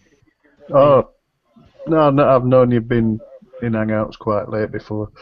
Yeah, I've done 13-hour Hangouts. Actually, like me before. I used to do a lot of Hangouts a couple of years ago before they started doing them on air, and I'd be in a Hangout for 7 or 8 hours. Yeah, that was a good time. Usually tilt birds are up anyway. I've got a bit of toothache at the moment, so I've been taking some painkillers for it, and they do make me a little bit drowsy, so it's probably that. Plenty of paracetamols and some whiskey. That'd help. I've got some Jack Daniels, if you want. That might help you. It's a bit hard to come through the phone line. Ah. Sorry. I tried hitting the fire alarm with this umbrella, and I apparently hit it. Woo! It stopped pinging. What that means, I have no idea. It's not pinging anymore. Although my ear hurts. Usually with the beeping like that, don't they need battery changing? Yeah, I can't reach it. I have battery, I can't change it. Or I can't reach it. So. Right. We had a problem a couple of years back. In fact, I thought the smoke alarm was going dodgy because it kept beeping and beeping and beeping, and to the point where it would just constantly just beep. It sounded like it was going off, but I kept checking it, and there were no up with it, and it was getting to the point where it was going off constantly, where it started driving me nuts, and I'm thinking, well, it's not that one that's going off. There's something beeping somewhere in it hallway, and it's driving me nuts. Me and wife are thinking, what the hell's going off? So we ended up calling council to come out and have a look at it, and this was like 10 o'clock at night, and they've been doing this for something like 4 hours, and I'm searching all the way through it hallway trying to find out what's beeping, because it wasn't a smoke alarm. And they ended up coming out about, I think it was something like an hour after we'd called them, and it was old smoke alarm when the council had redone this flat out before we moved in. They'd taken old one out and left old one under floorboards in the hallway. And it was I'm walking up and down the hallway trying to figure out where this beep, beep, beep, beep, beep, beep, beep. It wasn't that loud, it's just one of them noises that just slowly after a while just starts driving you nuts. The housing association where I live, they did a really cool thing. They put the heat detector above the cooker. Whoa. Oh, that's brilliant. That's planning. It's sort of above and behind the cooker. So, and Every it's time you cook something. the problem about it is I think it's an industrial one, so it's probably designed for industrial units or something like that, where there's probably not going to be much heat. And so if there is heat, it's going to detect it because it's quite sensitive for a large space or something. But this is just my kitchen, so I can boil the kettle twice and it will start. Sometimes it will go off. That's nuts. Yeah.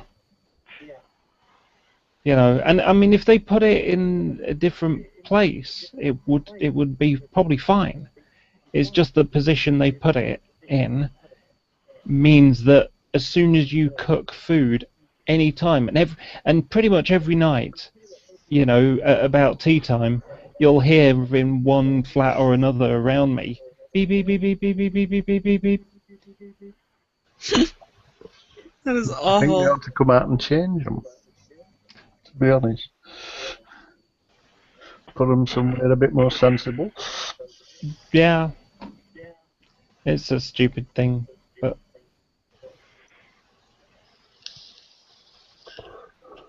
The thing is, we've been in this flat for about over 5 years now. Well, 2 years ago, so that thing had been on the floor for near on 3 years before it started playing up.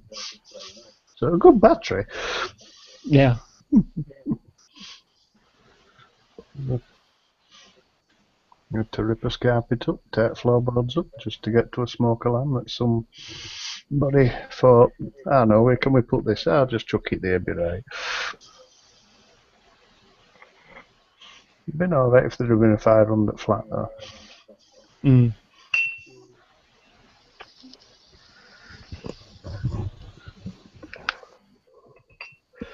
Oh.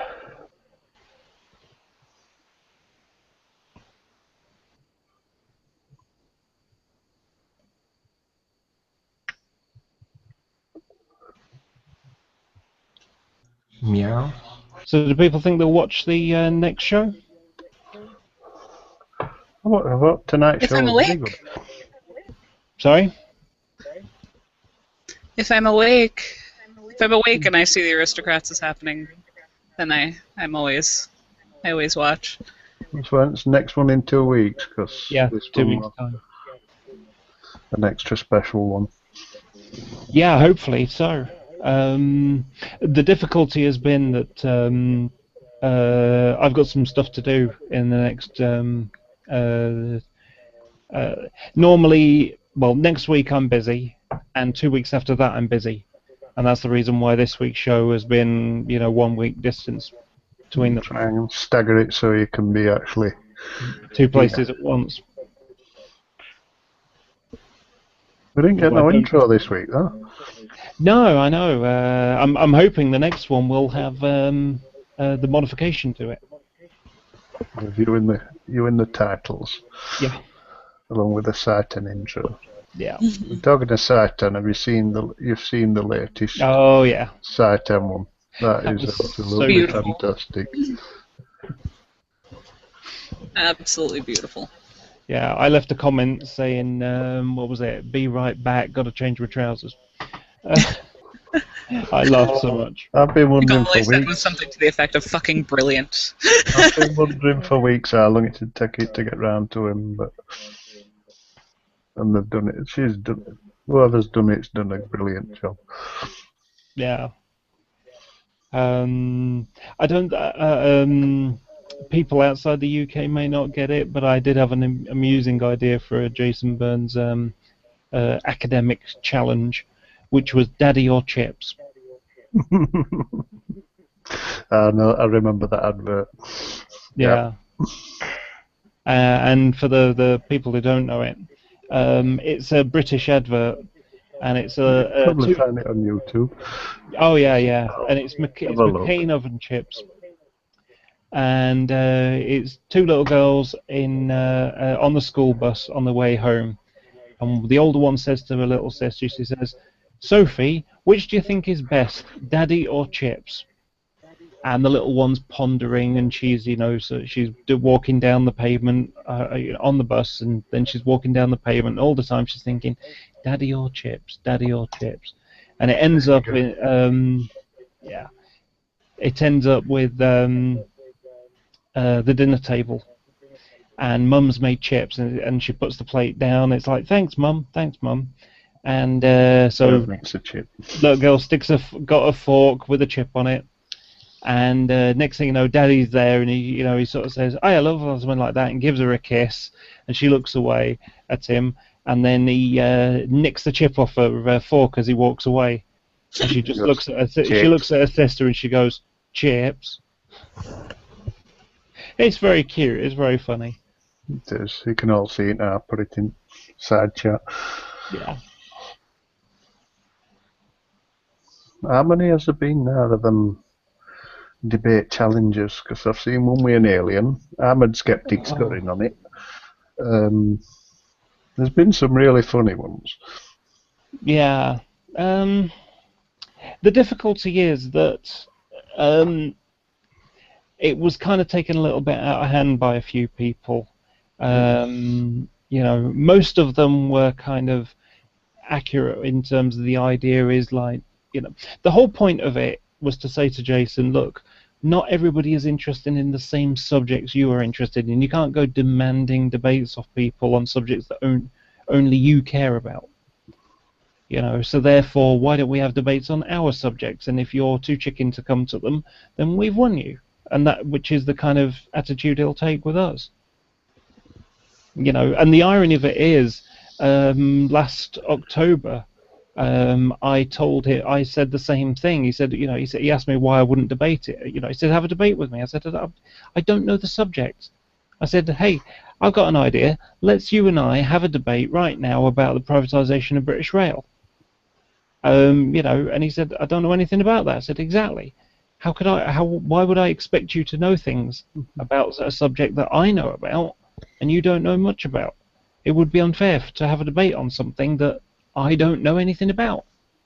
In the same way as I don't think you would, would know anything like this. You could go away and have a look and maybe think about it and come back, but the thing about it is, he wants to be William Lane Craig. That's what he wants to be. He wants to be famous. It's all about ego for him. But all people he could want to be. Why him? Well, seriously, why? Oh, Greg Benson or whoever. I mean, yeah. Yeah, the guy is unnecessarily vague. Yeah. That was another good one. Yeah.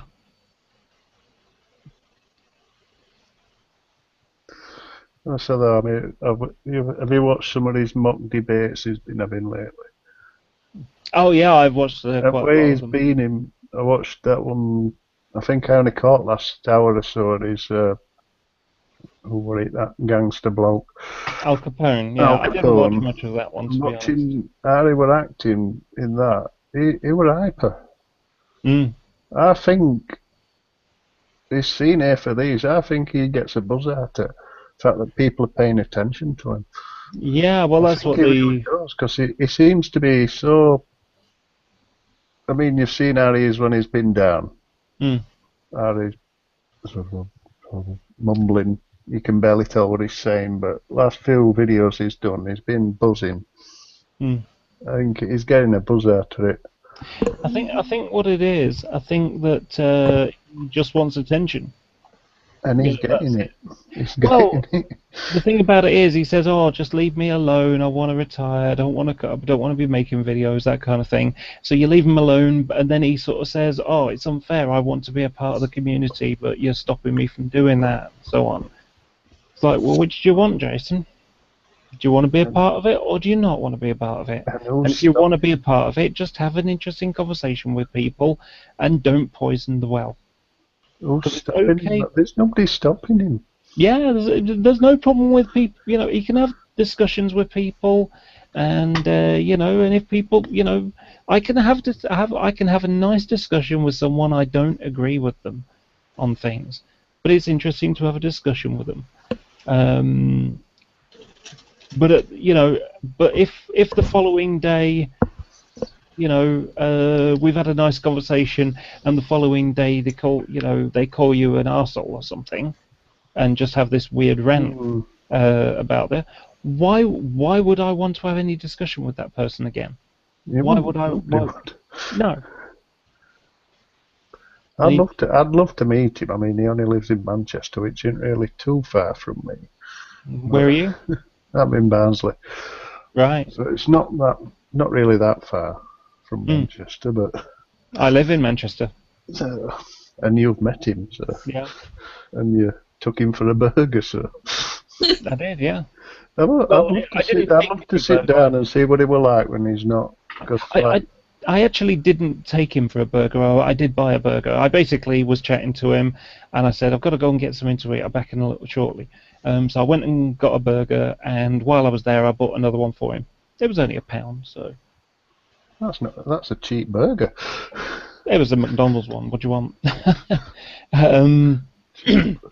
Yeah. But the thing about it is, he bought me a bottle of drink a previous time, so I thought it was only fair. But like I say, he can be a nice guy. It's just, he can't resist making a video being horrible. Which is a real shame. Yeah, I've got to admit that I do like some of these videos that people have done. It has got a bit out of hand, but what can you do? Yeah. Yeah. I mean, to be honest, I did consider having a discussion, having a debate with him on evolution, because I don't know much about the subject. He doesn't know anything at all really on it, and I thought that maybe if we sort of arrange a date, maybe a month away, that we both got time to do some research and have an interesting discussion. But do you think he would debate you on it? I don't think he would. I don't know. I'm not sure he would. I mean, he's asked people for debates, and I mean, the thing about it is, he's backed out of it or tried to make it out that it's them that are bullying him. Yeah. And Jim's everybody's bullying him. It's Burns. What do you expect? I was in a hangout with Jim Gardner, and he said if you could ask him a question, what would you ask him? And I said, how is it that we're cyberbullying for holding him responsible for his own words on his own channel? Yeah. Because the thing about it is, the Jason Burns Archive channel, I don't know who it is, okay? He doesn't communicate with me. I think he's been on a few hangouts that I've been in. But, I don't get orders from anybody. I've been in a conversation with DPR Jones once, and that was on the last of the Fundamentally Flawed shows, post shows. That's it. I've never spoken to Thunderfoot in my life, and yet the way Jason talks about it is that Thunderfoot's responsible for all these academic debate challenges. Yeah. Has anybody told Thunderfoot that? I've been out of touch for. Oh, hey Jim. Hey there.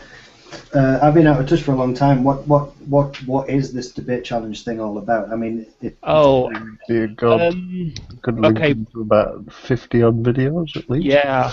What happened was that about a week ago, Jason Burns was in a hangout and it was a nice, cordial one with Chris Mouty, and he asked Chris for a debate.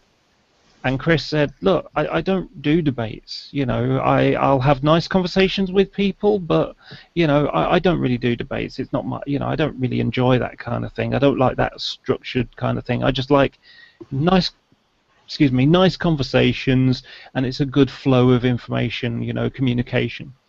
And he said, besides which, the subjects that you want to have a debate on, they're not really my field of expertise, so I'm sorry.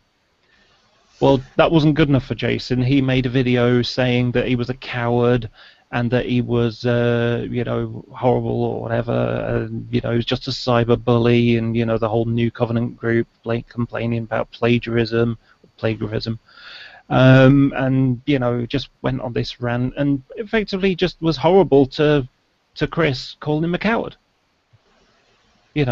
And so everybody basically said, look, the hangout finished because it was Jason's hangout, and so it timed out, and they went and had their own one, and they basically had a bit of a giggle between each other and said, okay, what we'll do is we'll issue challenges on subjects that Jason doesn't know, things that we're interested in, because of course people don't want to have conversations about the resurrection of Jesus or is Christianity true, which are the two subjects Jason wants to talk about.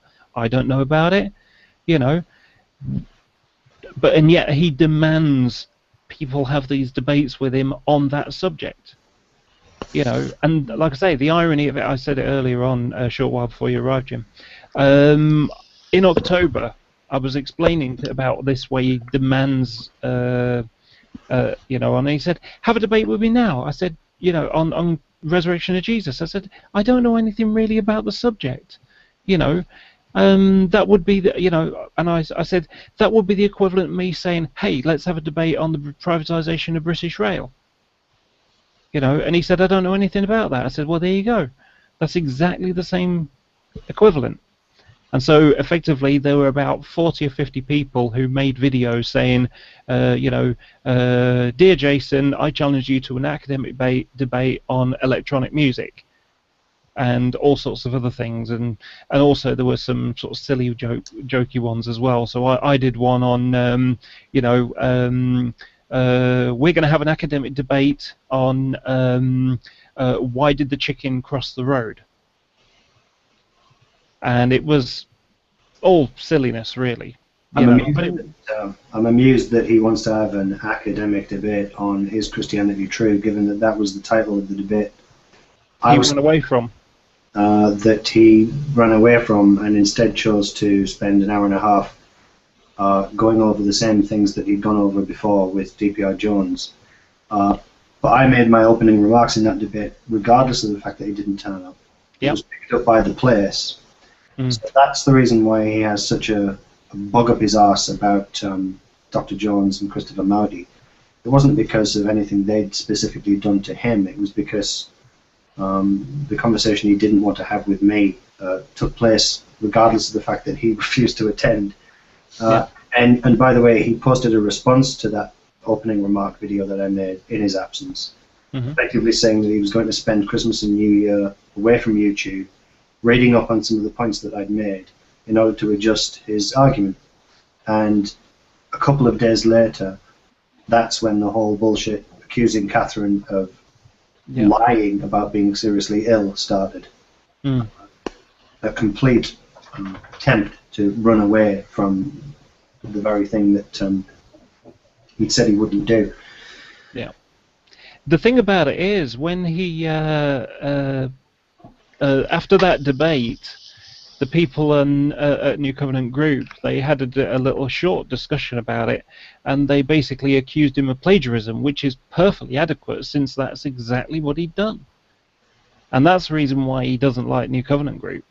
Not only did they give you space on the channel and an opportunity for you to discuss things, but they denied him the opportunity to answer for what he'd done.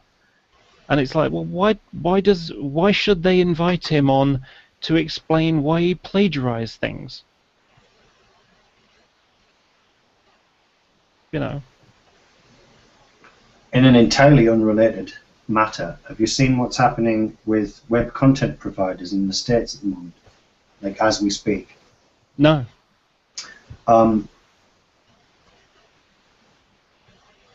The large corporations who are competing with each other for streaming services like Netflix and YouTube and high bandwidth requirement sites want the American government to abandon its commitment to net neutrality so that they can charge each other fees on a per gigabyte, per megabyte basis for so-called fast lane access to high bandwidth, which would effectively make it impossible for smaller companies to compete. Mm. So that's the background to it in a nutshell. What's happened in the last couple of hours is that a web hosting provider called, I can't remember, is it NeoCities or something like that? GeoCity? No. No, NeoCities have published a list of IP addresses leased to the Federal Communications Commission building in Washington, D.C., are limiting their access to sites hosted on their servers to 28.8K, the equivalent of dial-up. And they're encouraging Google, Netflix, YouTube, GoDaddy, all the big players to do the same thing until this ridiculous bullshit is kicked into the long grass. As it should be, definitely. I mean, this whole thing is about throttling, throttling things so that if you pay more, you'll get, you'll get a good service.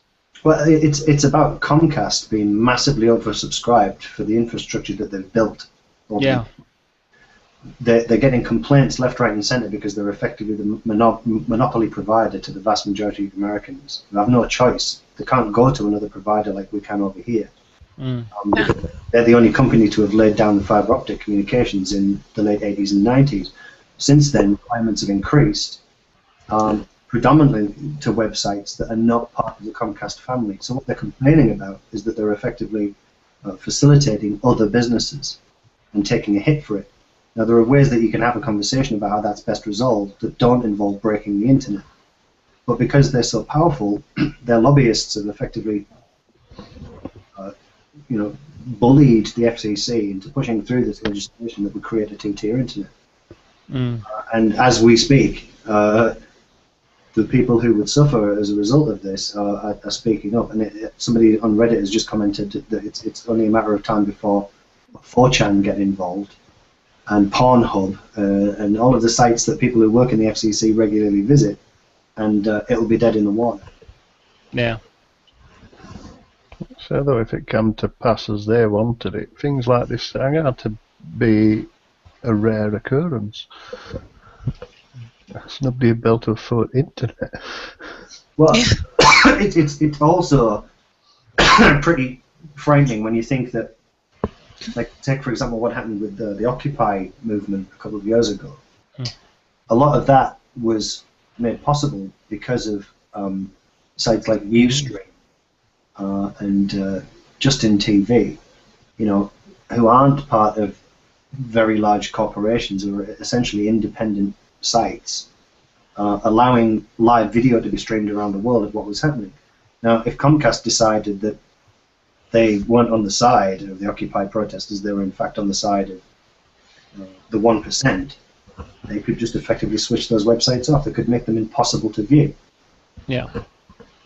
And effectively, how is that any different than somewhere like China, where you're not allowed to look at certain websites and things like that? It becomes somewhat totalitarian in in perception.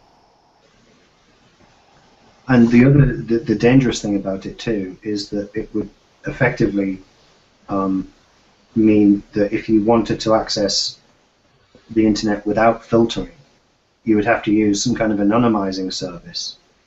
And a lot of the proxy servers that exist at the moment for that kind of thing are, in some cases, operated by organized crime syndicates because they're used to mask IP addresses. So it would actually push a lot of the underground stuff that's already happening on the darknet even further out of reach of the authority.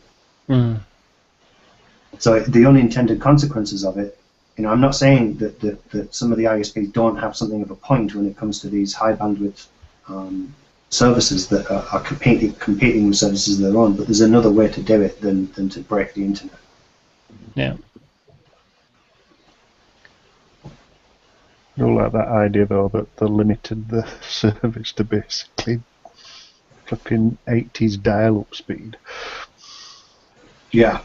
That was The thing that frustrates me is that there's, there are suggestions of, like I say, throttling your service so that you've got to pay extra to get to view certain websites, which is going to kill the little man.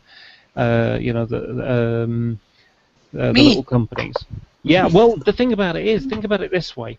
Right now, if you want to look on as a graphic artist and editor who's entirely, exclusively freelance, like I work directly with authors and people. Like I work directly with a client. I don't work for a big company. I refuse to work for big companies. So it destroy my income stream. Yeah, I'm in exactly the same position. If I need to share, a large folder full of Photoshop documents or Final Cut Pro, working edits, I put them on an FTP server, which I get as part of my internet service provider package. If this came in, I mean, I hate to break this to you, but I'm feeling rather smug at the moment as a European. This couldn't actually happen over here because of recent legislation in the European Court, in the European Parliament, which said that it effectively enshrined net neutrality into law. So we don't face that problem here. But if it happens in America, then that's effectively 60 to 70% of the traffic anyway. So it's in our interest to do something about it too. The thing is that what's happening is right now when we go on the web. So right now, if I want to find Jim's company or Rose's, so if I want some art done by Rose, for example, all I have to do is go online and look at her website. And I'm paying to access the internet, and she's paying to host her website. And yet these telephone companies, they're sort of saying, hang on, it's not enough that that you're paying twice. That's not fair. That you should pay 3 times. Yeah.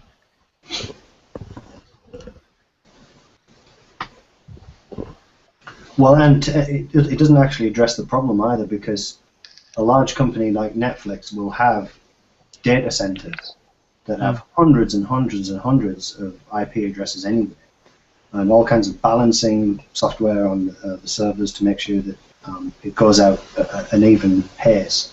So it wouldn't, my small FTP server doesn't come anywhere near to that kind of bandwidth capacity anyway. But I don't have 500,000 people all around the world trying to access HD video 24 hours a day. So I don't need that kind of capacity. Yeah. But you do need, when a client needs to, wants to download something you've made for them, you need them to be able to do so in a timely manner.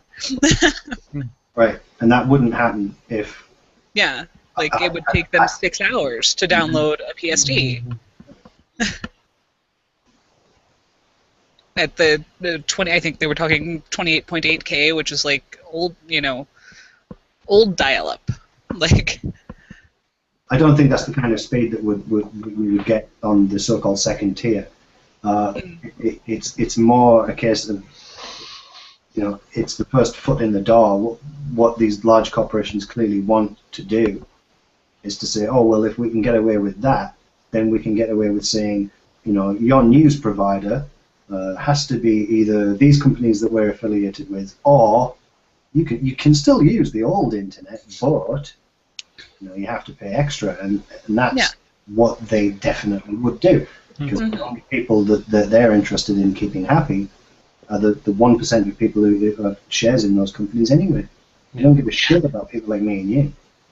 Oh yeah, well, I mean, like the PSD I'm working on right now, like as we speak, for instance, I just checked its file size, and it's nowhere near done. There's at least a dozen more layers to be made here. It's 177 megs right now, and it's only going to grow because it's nowhere near done. Oh well, I mean, I did like an advert spot for a guy recently, and he wanted to see the sort of the Final Cut Pro export, like before it was made into different versions for different streaming services and so on. He wanted to see the Apple ProRes version. It was 5 for a 3-minute clip. Yeah. For me to bring it down to a manageable size was the final stage in the rendering process that would have taken a couple of days, and I wasn't going to go through that if he wasn't happy with the edit. So I had to send a large video file out. Yeah.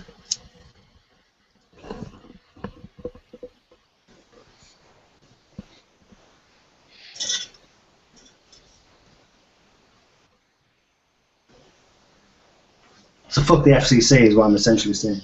Yeah. I'm with you there. Right with you. Yeah, me too. And this thing I'm working on is just for fun. It's that contest that Alex Greco and I decided, it's a skill honing exercise, that kind of thing, that we decided we would have competitions. and here I will screen share for a moment where it's at presently. It's kind of hilarious. So you use Quark or InDesign? I'm Photoshop at the moment. If you can see what's going on here. Because the challenge was decided to be flora and fauna, so we're to plant plus animal, some sort of hybrid situation. Thus, bird with its palm frond thing. There's going to be more plant going on, but and more going on with the background. But yeah, and it's nowhere near finished, like, but still it's this huge file, and it's just for fun, so it doesn't even matter, But if I needed to send the actual giant file to a client and weren't able to, yeah. I'd love to be able to do Photoshop work like that. Photoshop's just the tip of the iceberg. That's the freaky thing. I only really got into doing graphics professionally about 2 or 3 years ago. Yeah, same. When I started to look into doing logos and typefaces, discovered the interesting world of Adobe Illustrator, working with vectors, and it's just... I don't have a tablet right now, so I'm trying to stay away, like, trying to not let myself get interested in Illustrator yet until I have a tablet, because not having access to a tablet is so irritating. It's unbelievably complicated. Yeah. I mean, fascinating, but I get the feeling that I'm sort of a little bit too old in the sense that what's happening right now with the styles that people are working on are so minimal. And yeah. My headspace is so kind of, I'm 40, and I think it's only ever going to be a hobby. Yeah, I know what you mean. Like, I do book covers mostly. That's where the majority of my art income has come from, is doing book covers for ebooks for independent authors who self-pub. Yeah. And that kind of thing. And that's my favorite thing. And the style is leaning towards super minimal. And I'm like, but I want to do this giant composite, and it's going to be so much fun. And you want just a black background with a handful of flowers scattering. Okay, more masking. And, it's so simple, and it comes down to just finding the right font. And I refuse to design typeface, so I'm constantly hunting fonts. I've been okay with kind of posters and book covers and DVD covers and things like that, but it's where Illustrator gets into the territory of exporting vectors for HTML5 CSS that's really super complicated. A lot of people want sort of parallax scaling websites now, and it's just learn code, and it's like, well, I'm too old for this. I don't want to learn code. That's something I've been avoiding too. I won't. I'm considering designing from scratch a new website for myself and whatnot, and just going, but the amount of code I'd have to learn, I don't want to. And the alternative is so much easier as well. I mean, you literally just get a free WordPress theme and edit a bit of the HTML and you're away, and it's like, well, yeah. I really want to spend a year learning how to do something that I might sort of make some money from. Yeah.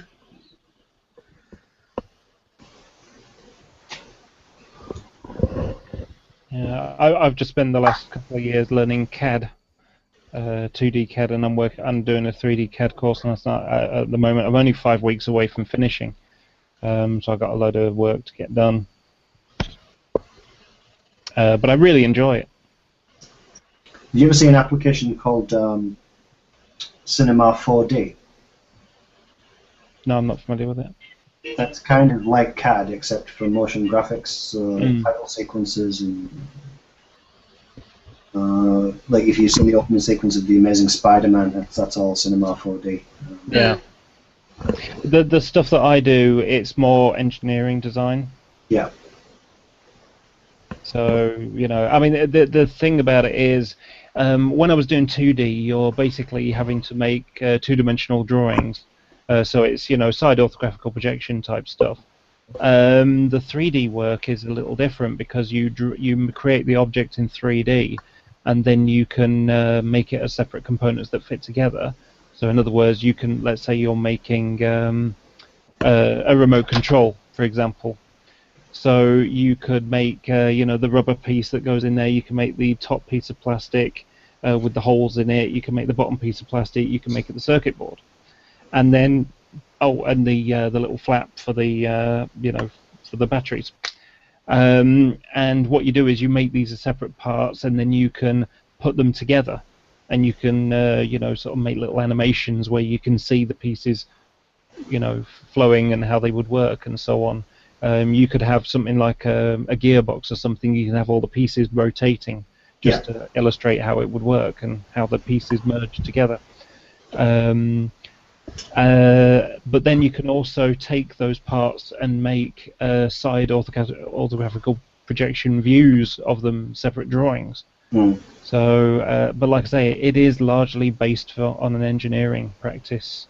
You know, and Cinema 4D does all of that, but it's hidden. It's more aimed at creative. So you might do kind of a lot of the graphics in like driving games. Yeah. You know, where you get reflections and you can place lights in the scene that have ray trace from different perspectives, and so it's more photo graphics, photorealistic. Yeah, and you know, really they're doing similar things, but in a different sort of aspect. So, for example, like as you say, that one's for making movies or videos, or you know, something in a different creative form.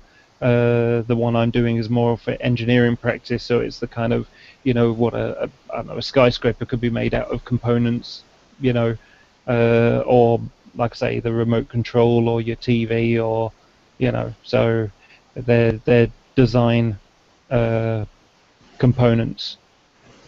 I had a friend a couple of years ago. His dad was an architect, and he had some CAD stuff on his Mac at the house, and it was just the most unbelievably complicated thing I've ever seen in my life. It was an entire building, an office block that they were working on. It was just like when you see it all in the hall, when you sort of zoom out and see the entire project, it was just insanely complicated.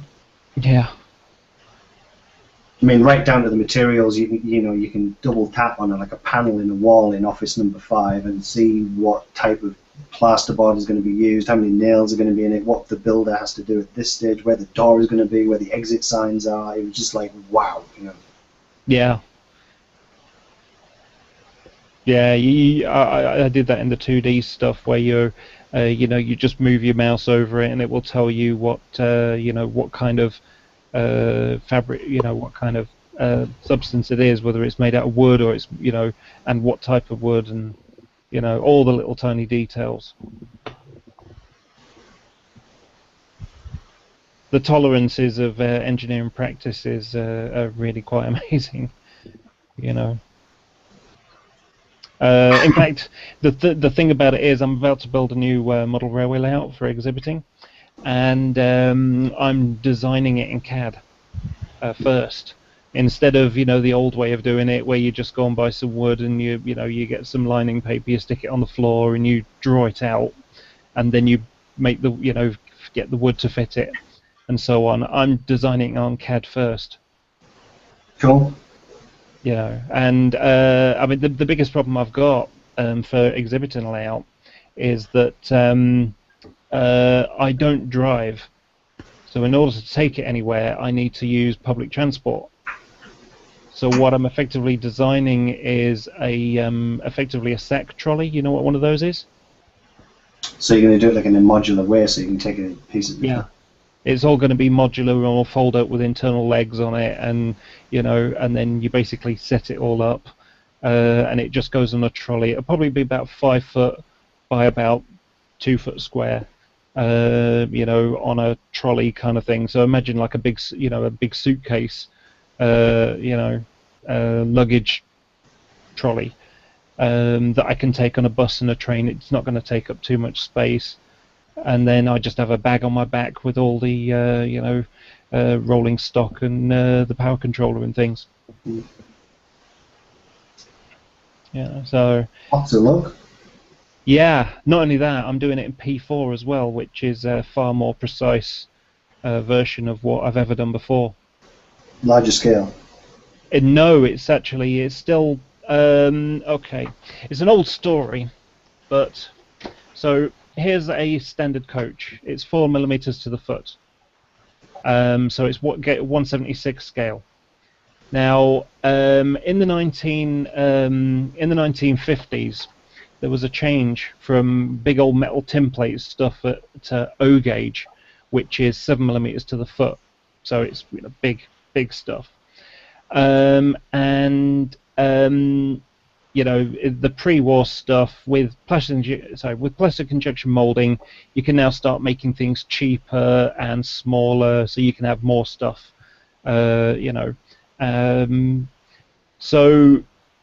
there was this shift between O gauge, 7mm to the foot, to HO gauge, which is the continent of America, half O gauge, HO.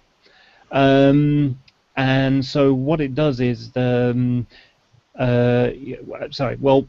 Britain had some great ideas with motor technology at the time, but it was too big to fit in a HO model. So what they did was they went for a 1930s gauge, which was 00 gauge, which is what this stuff is. So what 00 gauge is it's 4mm to the foot trains, but the width distance on the wheels, the track, uses HO track, which is 3.5mm foot. So the track is completely wrong compared to the trains. It's kind of like having a big fat person with tiny feet. It just doesn't look right. It doesn't work. So there are people that re-engineer their models. They build their own track and and change all the wheels and all their stock, and it's much finer detail. And it's called EM now, and EM is 18mm because the normal stuff, the distance between your wheels, between the two rails, is 16.5mm, HO gauge. For EM, it's 18.5mm, which puts it much more close to it. But P4 is going even further still. It's miniature engineering, and that's 18.83mm. And when you're going into 0.83mm, you have to be really precise. So, for example, if you've got a four-wheel wagon, 2 axles, if it's got a solid axle, it'll just vibrate and fall off the track when it goes across the points or rail joints and things because it's so fine at that scale. So what you do, you have a rocker plate at the back, so that it can have a form of suspension effectively. A bit like a car, sort of one axle is solid and the other axle can move, and it's very precise. I've never done anything like that before, and I'm quite excited by it as well. It's pushing the skills.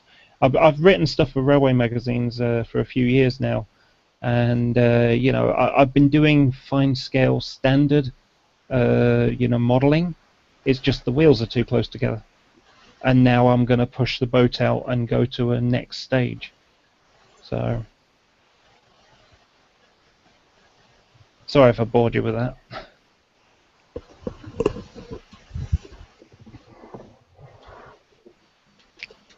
That sounds like a yes. Well, That wasn't boring.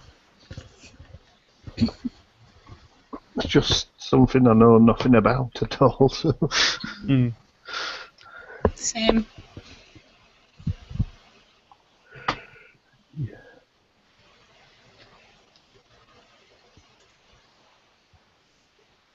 Well, we're not really doing a lot of chatting right now, so I'm going to turn the live section off now. So for everybody who's watching, thank you for watching, and tune in next time.